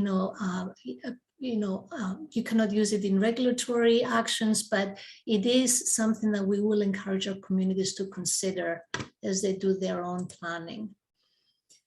The next step in actually developing an MTP is just to evaluate a number of different scenarios in order to come to the MTP scenario and then basically choose the MTP scenario that basically meets the vision and goals. So we evaluated 4 scenarios. The first one was just basically the current conditions is the 2020 base scenario. We're using current housing and employment data and demographics. The 90% again is something that it's baked into our model.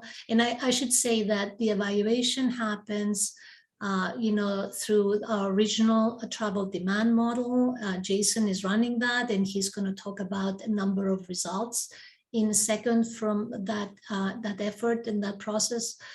The second scenario is the 2050 base. 2050 again is our future year for the MTP, but with just the planned transportation projects. And when we say that, we mean just the TIP projects, the transportation improvement projects. So this is a view of what's happening in the future if the only projects and improvements we do is just the ones that we have planned now. And then the next, and I hope that made sense. The next one is the 2018 MTP, 2050 year, and you can see all the elements of that 2018 scenario. Again, the housing employment for 2050, the 90% is the same. We had a substantial increase in walking, biking infrastructure, as well as the transit services and frequencies. We also had a number of safety improvements, intelligent transportation system improvements, and we assumed that all the TIP and the MTP projects were completed. And we're going to talk about the MTP projects in a little bit. Finally, the fourth scenario, which is actually the one we're proposing to be our 2023 MTP, is also the one that we developed for the just recently completed ID9 2050 study. And you can see the elements of that scenario. And I would say that a lot of them are the same as the 2018, MTP with noticeable differences. One of them is that we are proposing the new exit 14 interchange. And I mentioned before the DDI, the diverging diamond interchange, which is the interchange that will be constructed at exit 16 at this point. That DDI design or conceptual plan came out of the ID9 study, but we are moving forward and doing like a scoping this next fiscal year, starting July 1st, to see if that is actually the preferred alternative to move forward. The safety improvements, the TIP and the MTP projects are the same as in 2008. Well, not the same projects, but they are included in this scenario.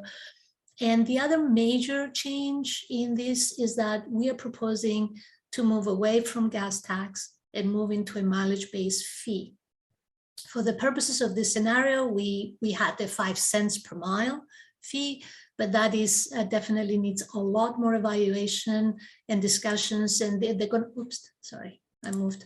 They're going to be like, we're going to have many discussions with, and we need to have the legislature as well as the executive branch to discussing all this. And the very last thing that is included in the ID9 2050 and the proposed MTP, which is the proposed MTP scenario for 2023, is very significant transportation demand management investments. And as you can see in the sub-bullets there, we are, we are planning for a 50% increase in teleworking from what is happening right now. Double the trips made by bike, triple transit, double participation in TDM programs, as well as increasing cost of parking in villages and downtowns. I have to say this is an aspirational 2023 MTP.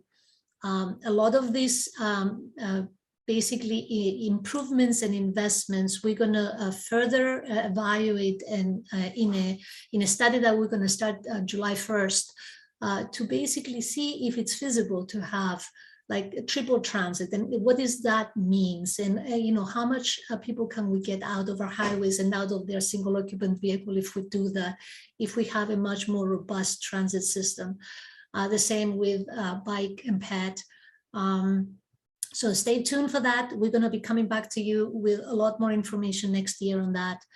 And I think this is the last slide before Jason comes in to talk about results of these scenarios. Go ahead, Jason, take it away. Sure, thanks, Eleni. So as Eleni mentioned earlier, we have a regional model at the RPC. I think some of you are aware of that. It's a tool. It's not a crystal ball, but it is something that we use heavily during the development of the Metropolitan Transportation Plan, because it is the best tool we have to take a look at what the future might hold for us and what we might want to think about as we plan for the future. So this is a map that shows a metric called the volume to capacity ratio. And it is, I like to use the analogy of a pipe. You know, there's only so many cars that can use a given roadway. And at a certain point, the roadway starts to become congested and no longer able to process more vehicles. And some of you may remember that during our last MTP, between the exits 14 and 15 on I-89, we were showing that the interstate was going to be over capacity in 2050, which was kind of the impetus for the I-89 2050 study that was mentioned earlier that just wrapped up and is our proposed MTP scenario. So this is the current conditions of 2020. That's our base year that was discussed earlier. And if Eleni, you progress forward, if you keep your focus on that link between 14 and 15 that's red right now, you should see that change to orange. And you may have seen some other links change, but that is kind of the big one that we've been focusing on for, you know, I would say since our last MTP and over the course of the whole I-89 study. And so that's volume to capacity ratio.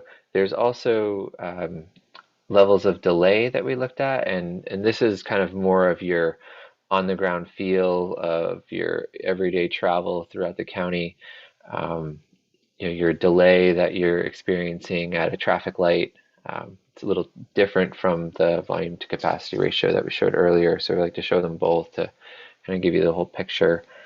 And this again is 2020, and as we progress forward to the proposed MTP scenario, you should see the colors start to, you should see more yellow on the map due to the less travel and improvements being made in the MTP scenario. And the last graphic that I have, oh, I also, I do want to note that while I'm highlighting kind of the urban area here, just because it has all the action kind of going on, if you will, in the actual MTP, the maps cover the whole county. So you can take a look at those if you're interested in what might be happening in your community. And this last map is just showing the kind of changes in delay. This is basically like what was achieved, if you will, or what we think might be achieved by if we were able to implement the proposed MTP scenario. So these are the changes from our 2050 base scenario to the proposed 2050 MTP scenario. So the green means good. So where we're seeing, you know, decreases in delay, the darker the green, the more decreases in delay that we're anticipating. And red is an increase in delay. And most of those, if not all, are due to new roadways that just, you know, they don't exist now. They're going to have delay when they get built. So that's why you're seeing maybe a dark red there on Garden Street in South Burlington, for example. Other areas where we're seeing an increase in delay compared to the 2050 base scenario are mainly due to intersection improvements. There might be a location where a signal doesn't exist right now, and we're proposing that either a signal or a roundabout be constructed in the future. And so I have a few charts here. Just wanted to try to, you know, peel back the curtain a little bit of why this is happening and what's going on in the model. This chart shows vehicle miles traveled per capita. So on a given day, how many miles is the average person traveling in the county? And you can see how 2020 is just over 25 miles, and it increases as we go out to 2050 with the middle two bars. And then in our proposed MTP scenario, you can see it decreases down to about maybe 23.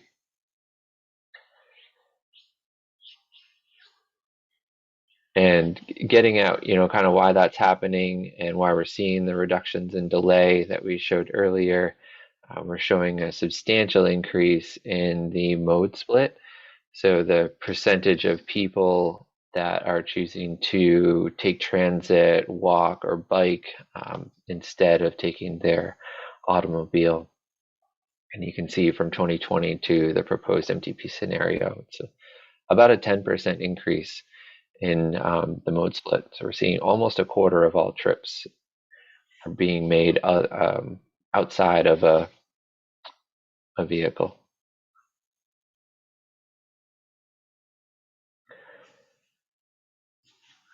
This is the total trips that are made in the whole network. So it's literally tallying up all the trips that everyone in the county makes in a day. This is daily. These are daily numbers, and you can see that for the proposed 2023 MTP, again, the purple bar all the way to the right, how we're showing an actual decrease in number of trips, and this kind of gets at the robust TDM, transportation demand management, that Eleni was talking about earlier. Kind of, more people working from home, more people, just choosing to combine their trips and just make fewer trips. And I have, I think, one more graph after this. That this really gets at where we're seeing the greatest reductions in the amount of trips. This is just specifically showing the amount of work trips in the model on a given day.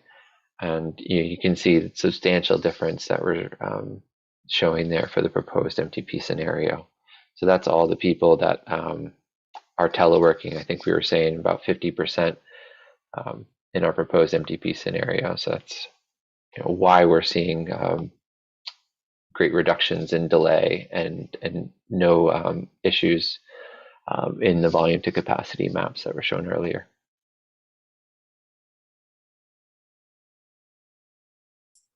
Thank you, Jason.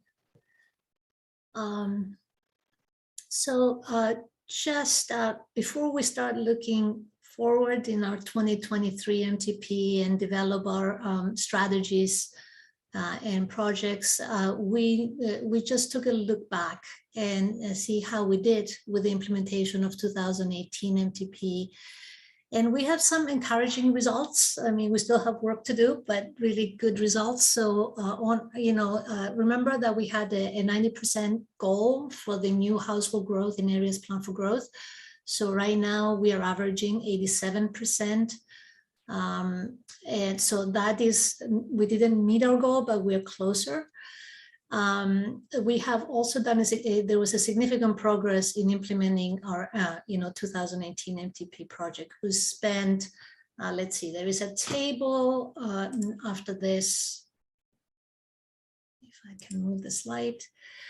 We spent almost 215 million for more than 152 projects since 2018. And we also met our goal of, a minimum of 70% going into, keeping our system functional and maintain our system, and in a good repair, kind of like a stage. So we are, quite happy with these results, even though we still have a lot of work to do to achieve our vision and goals. So looking back now, we are just looking forward with our 2023 MTP investments. So you can see all the investments that basically flew through all the vision and goals and all the analysis that we did, and also for the MTP, proposed MTP scenario. So maintaining our system, we talk about minimum 70% of our budget goes there. Encourage higher density. We talked about the TOD overlay district.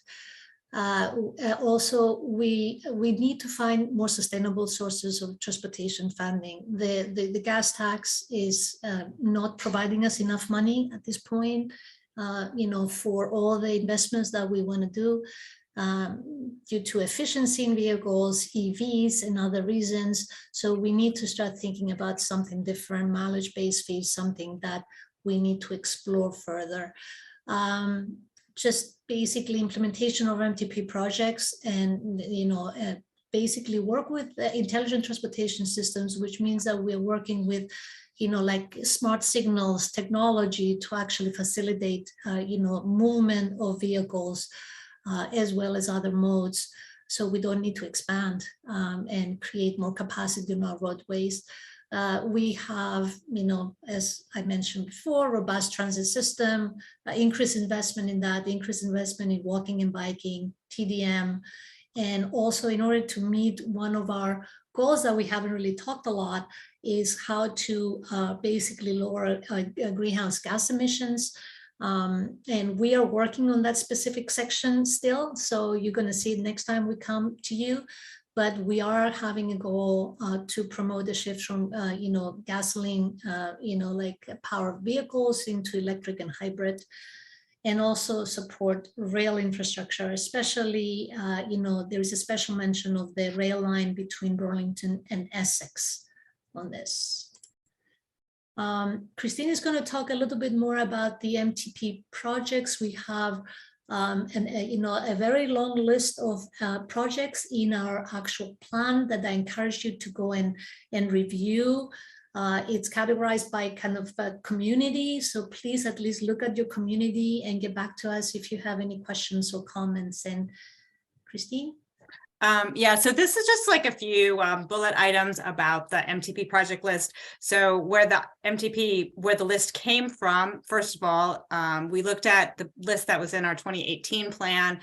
Everything that was finished, we took off the list, and we took the remaining projects. We looked at everything that had completed planning studies and scoping studies and added those to the list, and then reviewed it a few times with the TAC. So that's really where the list came from. As we said before, $440.6 million in projects in federal funds, federal transport. I'm going to say it again. FHWA and FTA formula funds. So it's not everything. It's somewhat limited, and there are projects on the federal aid highway system. So 121 projects, over 95% of the projects include bike and or pedestrian improvements. So that would be either from shoulder widenings for bikes to sidewalks, paths, crosswalks, signal phasing for pedestrians. So that's a pretty significant amount that consider bike and pedestrian needs. Over 95% of the investments were in areas planned for growth. We talked about that earlier. Eleni flashed up the slide of the areas planned for growth. I did want to point out that these are of the new facility, what did I call it before? Upgrades and system upgrades. Paving and bridges aren't included on this list. So that 70% that we talked about before is still available for the areas that are not planned for growth. So state highways and bridges would still get funding as needed for repairs. There are projects for improvements at 40 high crash locations in the county. Then we also looked at some equity factors. We looked at census data on race and poverty and English proficiency, and determined that 24% of the investments are in census tracts with 20% or more people identifying as not white alone, with 20% with incomes below the poverty level, and over 24% of investments are in census tracts with 8% or more people with limited English proficiency. And I realize that as I'm reading this, that's a little bit lack of something to compare it with, so we can share the full table so that you can see how the other 75% of the county does for these factors. So next slide, Eleni. And just another chart, because we love charts, and this was supposed to have alternating slices of color, so that would have made it a little bit more interesting. But this is the MTP investments by use category. So our largest use category is interstate and interchange, and that's really some very large projects. It's about 98 million, and those are upgrades to exit 16 that are happening right now, significant upgrades to 17 needs a new interstate bridge. And because it has other categories besides bridge, it's included for counting in this category, the interstate category. Exit 14, Eleni talked about the DDI. There's $30 million as a placeholder for that. And then also exit 12. Improvements, potentially another DDI at exit 12, 23 million. New facilities, we have kind of the same old projects that we've been talking about for a long time: Champlain Parkway, Rail Yard Enterprise, and Crescent Connector. And Champlain Parkway and Crescent Connector are under construction, so that's great. There's a lot of bike ped projects on this list. There's 50 projects, 70% of the total. The roadway corridor improvements, complete streets are, there's several complete street projects in Burlington, also 2A reconstruction in Colchester, Susie Wilson Road, Williston Road in South Burlington, and 2A from Industrial Avenue to River Code Road in Williston. The safety, traffic operations, ITS are intersection projects, signal projects, that type of thing, and transit expansion. So we have included transit in the maintenance, the basic transit, but this item is for expansion of the transit system to try to achieve those goals that Eleni was talking about before. We have funds for TDM projects yet to be defined.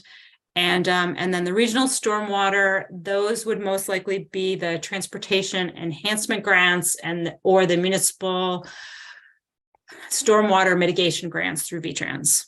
And then park and ride intermodal, those are results of our park and ride plan. And a lot of those projects need more definition. So that's part of the reason that number's low, because we don't know exactly what the projects are. And that's it for me. Thank you, Christine. And this is the end of our presentation. Thank you for your patience. So just very quickly, next steps. So we are presenting to you today. It's just informational only. We're going to take this draft MTP and we're going to review it with the Equity Advisory Committee and other stakeholders. And that is going to be like, starting from, like late January all the way to mid-March. And then we're going to come back to you in April. And we're also going to present a final draft to the TAC, the Long Range Planning Committee, and to you in April. And we're going to be asking you to warn a public hearing for May. We'll have a public hearing in May and then hopefully adoption in June. So that's the end of our presentation. I'm going to stop sharing to see if anybody has any questions.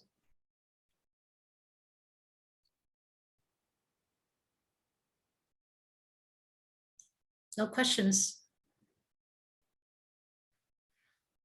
All right, well, thank you so much. Just please review the report. If you do have any questions, please let me know or any of us know, and happy to respond to any comments you have or any questions. Thanks. Well, thank you, Eleni, for all the effort and all your other supporting presenters for the information. Appreciate it all. Next is a discussion on the CEDS at this point. And I don't think we need any discussion, but there's a little memo in your packet really to just give you a heads up that we are taking final comments on the draft CEDS Comprehensive Economic Development Strategy document. And it will be probably at your table in March for action. So just really just a preview, quick heads up. So, and apologies that this meeting is running so long. So I don't know, Catherine or Madam Chair, are you okay if I turn it over to Ann Nelson for a quick equity update? Yes, that's why I was going next.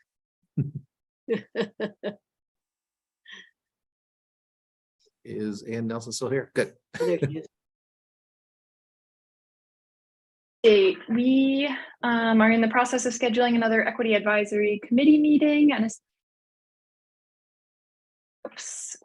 to mission statement on pulling together and an equity action plan, one CEDS document. You're breaking up.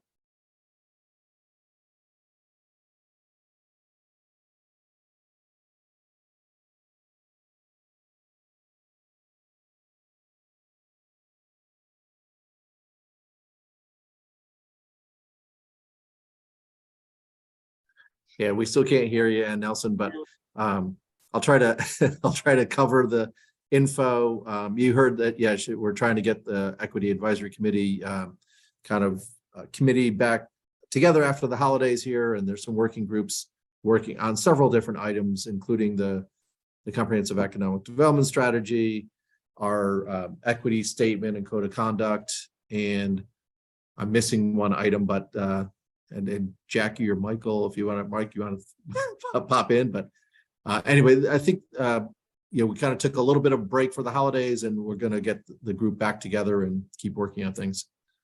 No problem, Ann Nelson. Yeah, that's too bad. But we'll hear from her in the future. Yeah. So next on the agenda is the legislative breakfast debrief and the 2023 priorities. Yeah, and maybe we should start with the legislative breakfast debrief. I don't know if I guess I'll start. I was wondering, we probably had only half of the legislators show up that had registered. See, I'm getting choked up already. Hold on.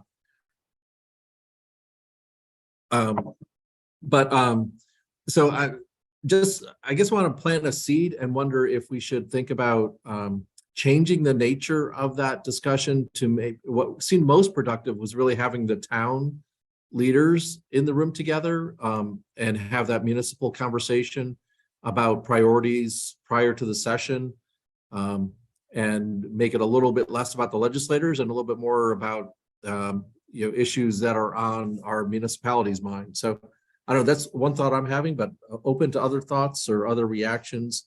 I do want to chime in there, since I was presiding with you there, Charlie, and I do think it was a little undersubscribed, just based on our previous experiences pre-pandemic. So I agree with you, and it was hard. We had a new crew of 5 or 4 brand new representatives from South Burlington, and I don't think any of them showed, which was tough, and we had reached out to them, or I had, but I agree. I think the benefit that we get and that reverberates around the room is having the town managers there and staff, planning and zoning folks and people of that sort, and that you do, I think, the legwork during the session in getting in front of the representatives and traveling to Montpelier and reaching out on your own with the phone. So I tend to think that emphasis is probably something we should look for going forward. However, when we get hot topic buttons, like the housing proposal that's going on right now that you read about, I think we definitely would want to have FaceTime with them, but there wasn't at that time that hot topic proposal in front of us.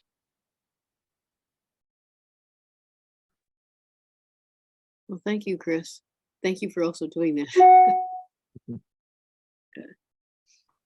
Catherine Casey, Jeff has his hand raised. Madam Chair, I just hate for us to lose the opportunity to have our representatives and our community people interact with the legislators and around topics that we need to discuss. I think it's a little bit of an aberration with so much turnover in the legislature this year. And maybe we just have to do a better job of reaching out to the reps and tell them that this is an important meeting for them to meet with people. That's a key part of a constituency that they have to be concerned about. Not only that, we can be a resource to them. I hate to think that, it's going to be up to Charlie to hook up with all those. And if breakfast isn't enough to get them to come, we've got to think about something else. We got to think about doing more outreach. I mean, because I think that previous pre-pandemic representatives came because they understood how important the RPC was. And so maybe we have a mismatch between the importance of the RPC with a new crop of legislators, to be honest with you. And the new crop of legislators, you know, have their mouth on the end of the proverbial fire hose right now. So maybe they didn't show up because they didn't want to have another bunch of stuff to swallow. So maybe, you know, maybe the thing to do is invite them to our annual meeting when it's at a nice place, and do some more outreach, and then follow up with, I still think we want to have a legislative oriented program where we not only make it clear what we want from them, but we make it clear that we are available to them to be a resource to make their jobs easier. So yeah. I really don't want us to get away from that. And I realize I'm only one loudmouth among the group. But you have a lot of weight. Andy? Yeah, not to take away anything from what Jeff said, or certainly not to take anything away from any effort that this organization might want to do with regard to interlocking with legislators, but the Vermont League of Cities and Towns does a lot of that as well. I don't know if there, there's a certain overlap with what we're talking about here. They also,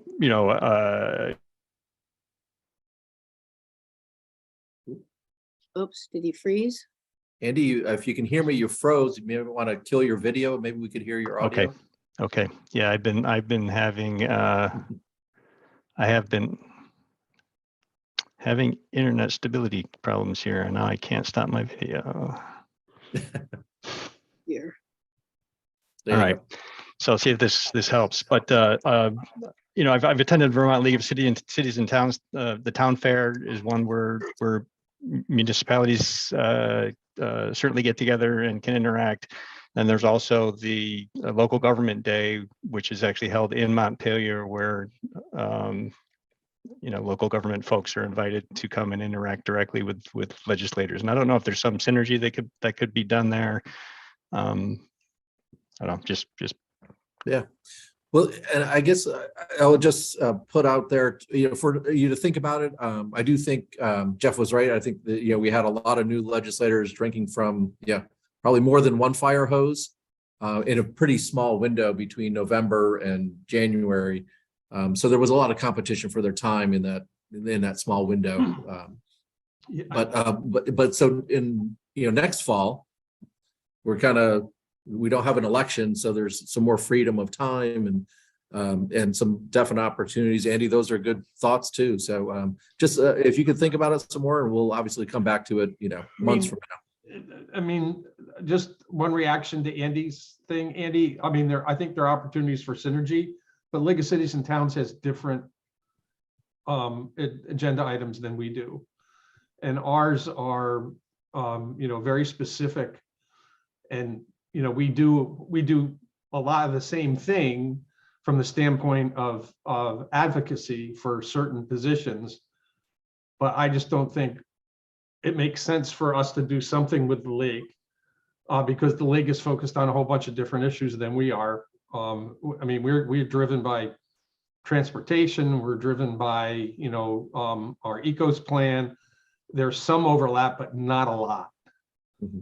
Yeah, so one of the things that happens at local government day is they explicitly try to get municipal folks to go to the transportation committee to comment, and so that's, I think, at least one. You explicitly mentioned transportation. Maybe that's maybe it's only a subset of what the league does that could get involved in. Yeah, and I think it is, Andy, and I have my own feelings about local government day. They can round you up and put you all into a room 11 and knock off things very efficiently, and that just doesn't do as much as more constant and personal relationships on our issues all the time, because there's a whole bunch of people that are down there whispering in their ears over other things that aren't on our agenda, and we have to try to do a good job through Charlie and through selected participation of our own member municipalities on these issues with them, more than just allowing them to herd us all into one room and listen to us for one day and then that's over. That's like travel and tourism day, you know? They herd them all into one big room, listen to them for 3 or 4 hours, and then they're done with them, you know, that kind of thing.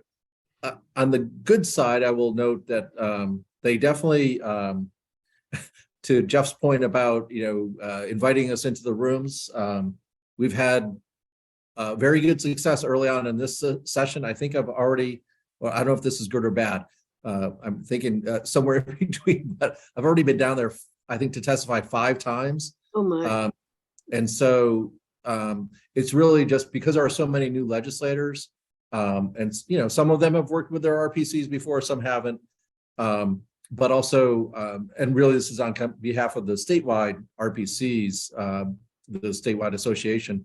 I've been down there in a bunch of committees, and it was actually, I think, for the first time, they invited us into House Appropriations yesterday morning to look at the Budget Adjustment Act, and there's a brownfields provision that impacts us. And that was pretty new. So it's like, yeah, things are, I'm feeling pretty good about where we are. It's nothing, there's nothing wrong with where we are. I think vis-a-vis the legislature, I think it's just how to have more sharing here locally on issues. There were some issues for just a story. The Vermont Emergency Board, which is all the money chairs and the governor, approve the consensus revenue forecast every 6 months. There was a group of legislatures who said, "What's the emergency board and what's the emergency?" Yeah. Yeah, there's a lot of learning going on. So sorry, I don't want to belabor this evening. There was a list in the packet of just really legislative topic areas that we're kind of tracking. If you have any feedback for me on those, Chris mentioned the housing bill that hasn't been introduced yet. We were asked for some technical input into that. Regina started it off and Taylor picked it up in terms of providing some just technical expertise on zoning issues and planning issues to that group, to that bill making. And I'm saying that very purposely. Do not kill us when that bill comes out. It does have implications for municipalities and is trying to encourage more density in our centers. So I think we'll have some more chance to talk about it in our next couple meetings, but heads up on the housing bill. And the last one on that list, I wanted to give you a heads up. We were also asked to take a look at what should be done to strengthen the implementation of regional plans. And I think this is really kind of a response. You may remember in the last couple sessions, there was some discussion about a state planning office. And I think this was a little bit of a, well, maybe we don't need a state planning office. Maybe we just need to look at the planning we're already investing in regionally and how to make it more consistent. So anyway, there's some very direct conversations going on like that. And there's a bunch of other ones. So we'll see. I'll try to keep you updated. I'll probably use that list and just update you with information each month. And certainly if you're aware of issues, please feel free to give me a call or a quick email, whatever works for you, or text. 735-3500 is my number. So it's fairly easy to remember. Feel free to be in touch as things go on, because there's likely to be a lot going on as they start to get their feet underneath them this session. Well, thank you, Charlie. Well, I guess it's time to close the public forum for the fiscal year. I will make a motion to close the public forum for the fiscal year 20. Can you see if there's any more public comments first? Sure. After I make my motion. Sorry, Chris. So you've made the motion. We'll get a second, and then we'll see if there's any other people before we actually vote then. Jeff Carr will second it. Is there any other public here to make comments on the UPWP for fiscal year 24? we have a, decent number of participants on the list. I just want to make sure that you have the opportunity to speak before we vote to close the public forum. I don't see anything on my screen. And I think Michael and Ryan put a couple comments in the chat, so we'll grab those out of there. Yeah. Because that's where I've been seeing Michael had a really ongoing conversation, which was nice. So given that there are no other participants who wish to say anything, all those in favor of closing the public forum, raise your hands. Motion passes. Are there any nays? Okay, any abstentions? Thank you. Moving on, Charlie gets to talk some more. And that's briefly, the executive director's report, because I have nothing at the moment. Okay, so just I kind of mentioned this a little bit already. The Communications Union District has had their initial board meeting a couple weeks ago, and Janda on our staff is providing the primary staff support for that. And thankfully, the Vermont Broadband Board is talking about providing a $300,000 startup grant to get that effort moving. So that'll be a big deal. And stay tuned for more as they get going. Item B here is the Municipal Energy Resilience Program. You may remember me mentioning this after last session. I think it was like $42 million was put into this program to help municipalities weatherize and maybe change their fuel that they use in municipal buildings. I will say there's some priority. They're looking at towns that are poorer and have less resources. So I'm not sure how Chittenden County towns are going to fare in that program, but we are participating in it. And Janda is also staffing that program. She's already sent out some communications to your town managers or administrators and maybe energy committees as well. So that program is just starting to get going now. And I'm not going to add any more on the legislative update, although I'm happy to discuss or take any questions on legislation that you may have heard about or are wondering about. Happy to take any questions. I don't see any questions on the screen I'm looking at. All right, thank you. Thank you. Given that, the next agenda item is the usual with committee liaison activities and reports. And these are either available in your packet or via link. And after that, it's what Jeff always likes. What, member items? No. I move we adjourn. All those in favor. Now we can say aye. Aye. Aye. Aye. Good night, all. Thanks, everybody. Have a good